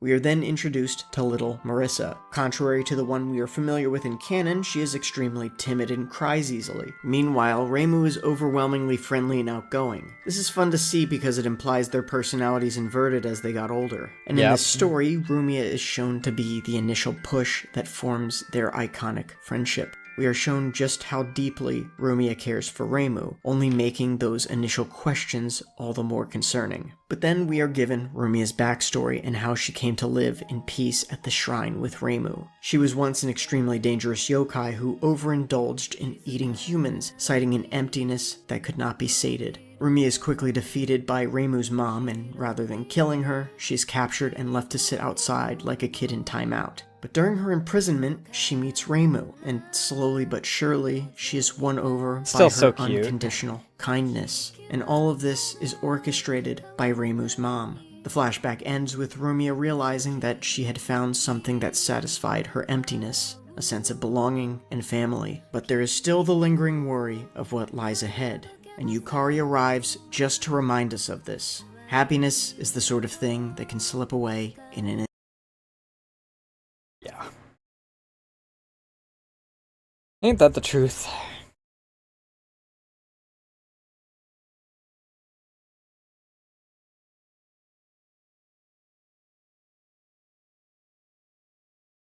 instant. A bit later, we see the family go to a festival together, but alongside the festivities, we see the humans muttering to themselves about Reimu and her mom. Deciding to leave, they head back, only for Reimu to realize she had lost her bow. Did she have her bow at? And her mom. Deciding to leave, they head back. Okay, so she had her bow, she lost her bow by then. Just to remind us of this. Happiness. Go to a festival. She has her together, bow by but that alongside point. the festivities, Loses we it see at the some humans point muttering to between themselves about Reimu and her mom. the water. Deciding to leave, they head back, only for Reimu to realize she had lost her bow. It is here that Rumiya gives Reimu her own bow, paralleling the earlier scene of Reimu offering Rumiya a rice ball during her imprisonment. All is well, and Reimu falls asleep comfortably as the adults watch the fireworks. We then learn the story behind Reimu's mom and why she wears the mask. As she fought dangerous yokai and earned their animosity, even humans began to fear her. The mask was a way to escape those looks of fear, and she believes one day Reimu will see her this way as well. However, it is Rumiya who reassures her that Reimu would never do such a thing, and beyond that, she is grateful to the mom as well. Rumiya's words end up being enough to remove both her literal and figurative mask. At this point, everyone seems to have their character arcs concluded. Okay. It did do a lot of Yuri baiting. I will admit that. And so, Reimu's mom simultaneously activates every accumulated death flag by saying, "Carefree days like this are what they probably call happiness." It is at this point the story takes its inevitable turn. Literal seconds after this, and upon seeing Reimu's blood, Rumiya's yokai instincts start to kick in. The viewer knows that the happy times are about to end. As she tries to run away, Yukari informs her that she can no longer see the Shrine Maiden and her daughter, that her way of life is over. If Rumiya does not eat humans, she will die, or more likely, lose control and try to eat everyone. Yukari reveals that is her true nature as the yokai of darkness. Happiness is the sort of thing that can slip away in an instant. Yukari reminds Rumiya and us as viewers of her previous warning. And after being told all of this, Rumiya simply chooses to starve herself. In the midst of this long, torturous process, she hears Reimu calling for her. Rumiya barely holds herself back until Reimu's mom arrives and reassures her daughter that she will see Rumiya again. And the reason for this, she says, is because Rumiya loves you. Yukari visits. Ah, what a...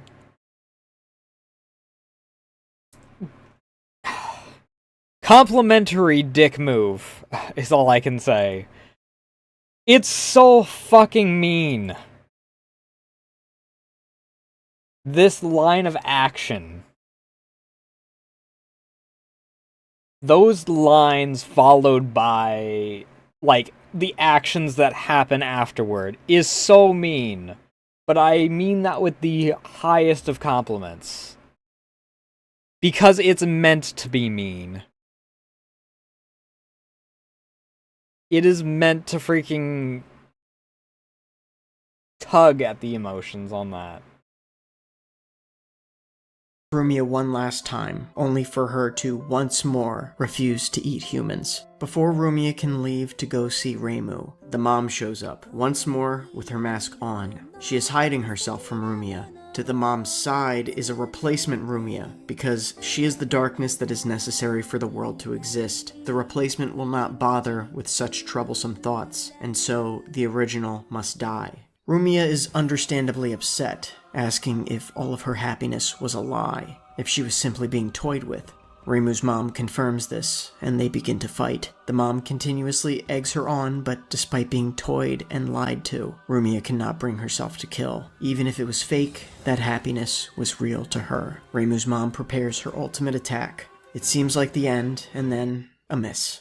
The next one won't miss, she says, despite Rumia not even attempting to dodge it. Once more, she begins her finishing attack. At that moment, Also, I'd like to point out that I was correct, that there is no way that she could have unintentionally missed in that attack, because she, you know, she didn't unintentionally miss. She intentionally missed. I'd like to point that out. I was too busy crying like a baby to remember that I'd pointed that out.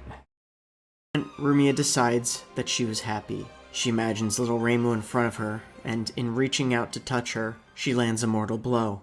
The mom never had any intention of killing her.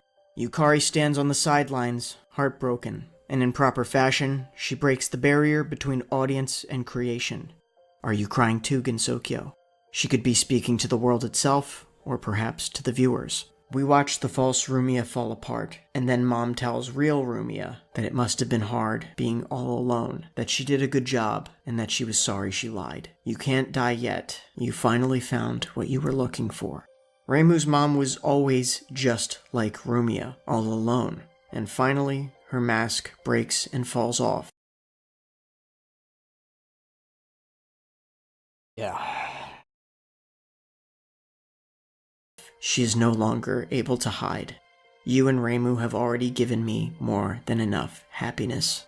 With one last dying wish, Reimu's mom seals Rumia using her own ribbon. Rumia is then reborn into the small, childlike darkness that we all know. Even her memories are gone. She has devoured all of the darkness she could ever need, thanks to the mom's sacrifice. Yukari considers killing her right there, but hesitates, and inevitably chooses not to. Rumia is free to live as she likes, but then we return to the shrine. Little Reimu, who was waiting for Rumia to return, Parallels earlier scene of her mom now being sits on the veranda, waiting for both Rumia and her mother, unaware that now neither of them will come home. Yeah. As one last mercy, Yukari alters Reimu's memories to forget everything. And so things appear to end on a bitter note. But we are afforded one last scene where Rumia stumbles upon Reimu playing, and the two are reunited, neither having memory of one another, but drawn to each other anyways. And so ends the story of Rumia, who is big, and Reimu, who is small. But there was one thing about Rumia that I chose not to mention at the start of this video. Within Toho 6's Omake text, Rumia's profile reads, "The ribbon tied to her hair is actually a charm. She can't touch it even though there have been times when she wanted to take it off." Huh.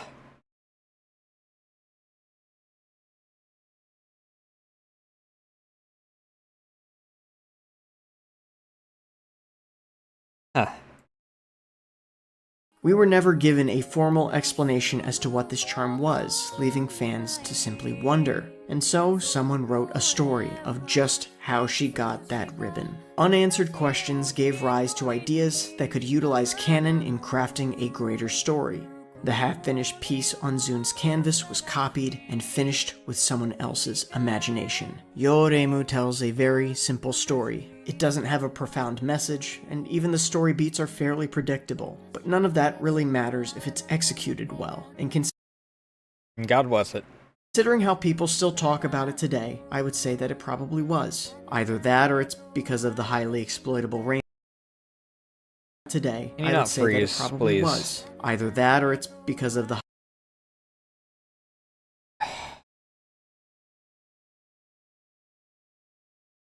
Leave it to YouTube to ruin a moment.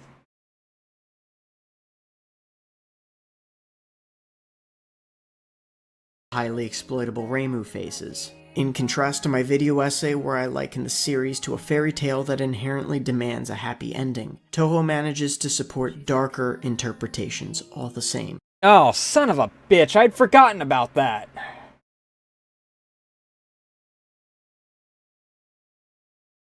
We'll read that one eventually. Here's the funny thing. The only version I know of this doujin is on e-hentai, but it is not lewd in any way, shape, or form. It is fucking depressing, though. While the canon works may choose to skim over the darker aspects, it grants fan creators free reign over them. While Yo-Reimu isn't what I would qualify as dark, it is a good example of presenting an altogether different vibe from canon, but more importantly, it illustrates the strengths of leaving fans. Man, I sure am glad that something is eating my CPU right now, so this keeps freezing. Really adds to the emotion that I'm feeling right now. It's not just creative freedom, but more importantly, it illustrates the strengths of leaving. Can you not freeze in the exact same goddamn spot every fucking time? Fans not just creative freedom, but a myriad of questions. Importantly, it illustrates the strengths. No, it literally is the exact same fucking frame.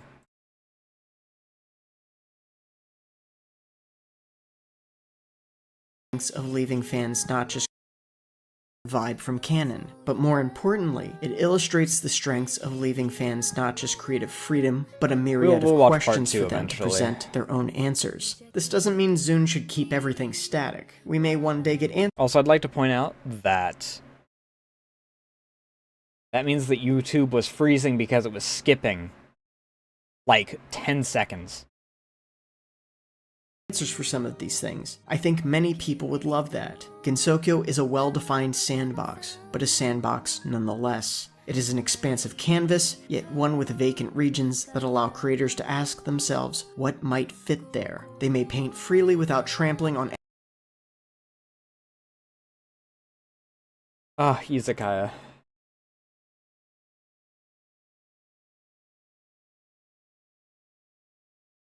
anything already established by canon. And while none of them are truly the original canvas, we all love sharing and celebrating each other's creations. It would not be an exaggeration to say my love of Toho's lore stems from a desire to fully appreciate its fan works. It is an expansive series that provokes stories about the characters from its fans. Rather than asking them to wait warmly, it beckons them onto the stage to bring forth their own canon. Juan wants to die.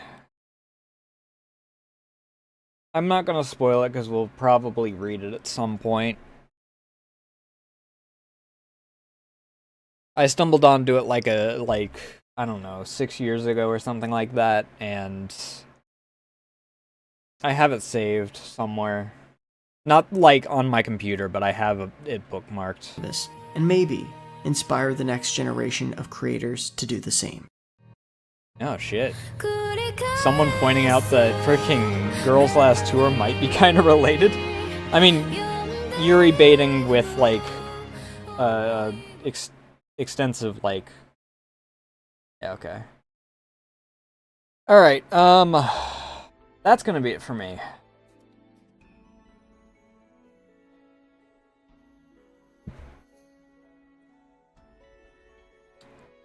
What a very, very, very good story. And like I said, I do want to try and find one that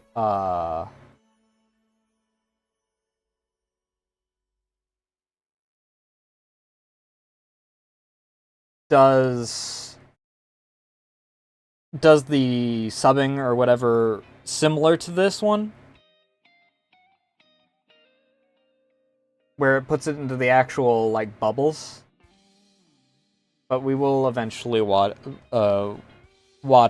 part 2. Part 2 I think will not even be like a full stream because it's notably shorter, I think. Let me quickly try and find someone to raid because I am running out of time and I am completely out of snoozes on ads.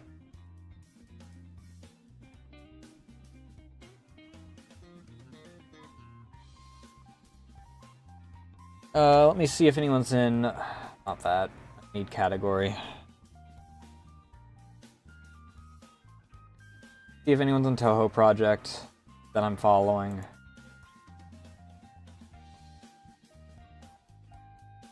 Noah. I was actually watching them just yesterday, I believe. The other day. I was watching them recently.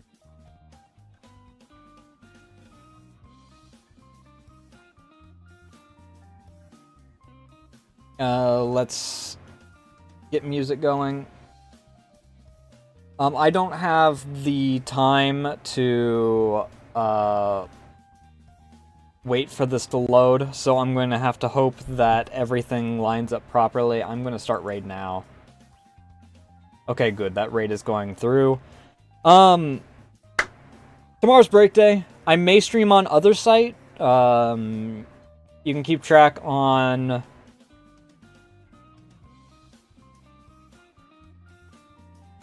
There's the socials. You can join the Discord. Follow me on Blue Sky. Follow me on Twitter in order to keep up to date on things such as when I go live, when I'm going live with, and art like you see in the corner. Next week we'll be back with art for Two Who's, as per usual. I don't think I have any other real announcements. Thursday might actually be art. I'm in a creative mood. I don't know. Maybe I'll do art after this. I don't know. I need to check to see you back off. Piss off! Stop! That being said, I'm out of time. Very low on time. Thank you all so much for watching. Thank you for the follows, raids, all that good jazz. And I will see you guys on Thursday if all goes to plan.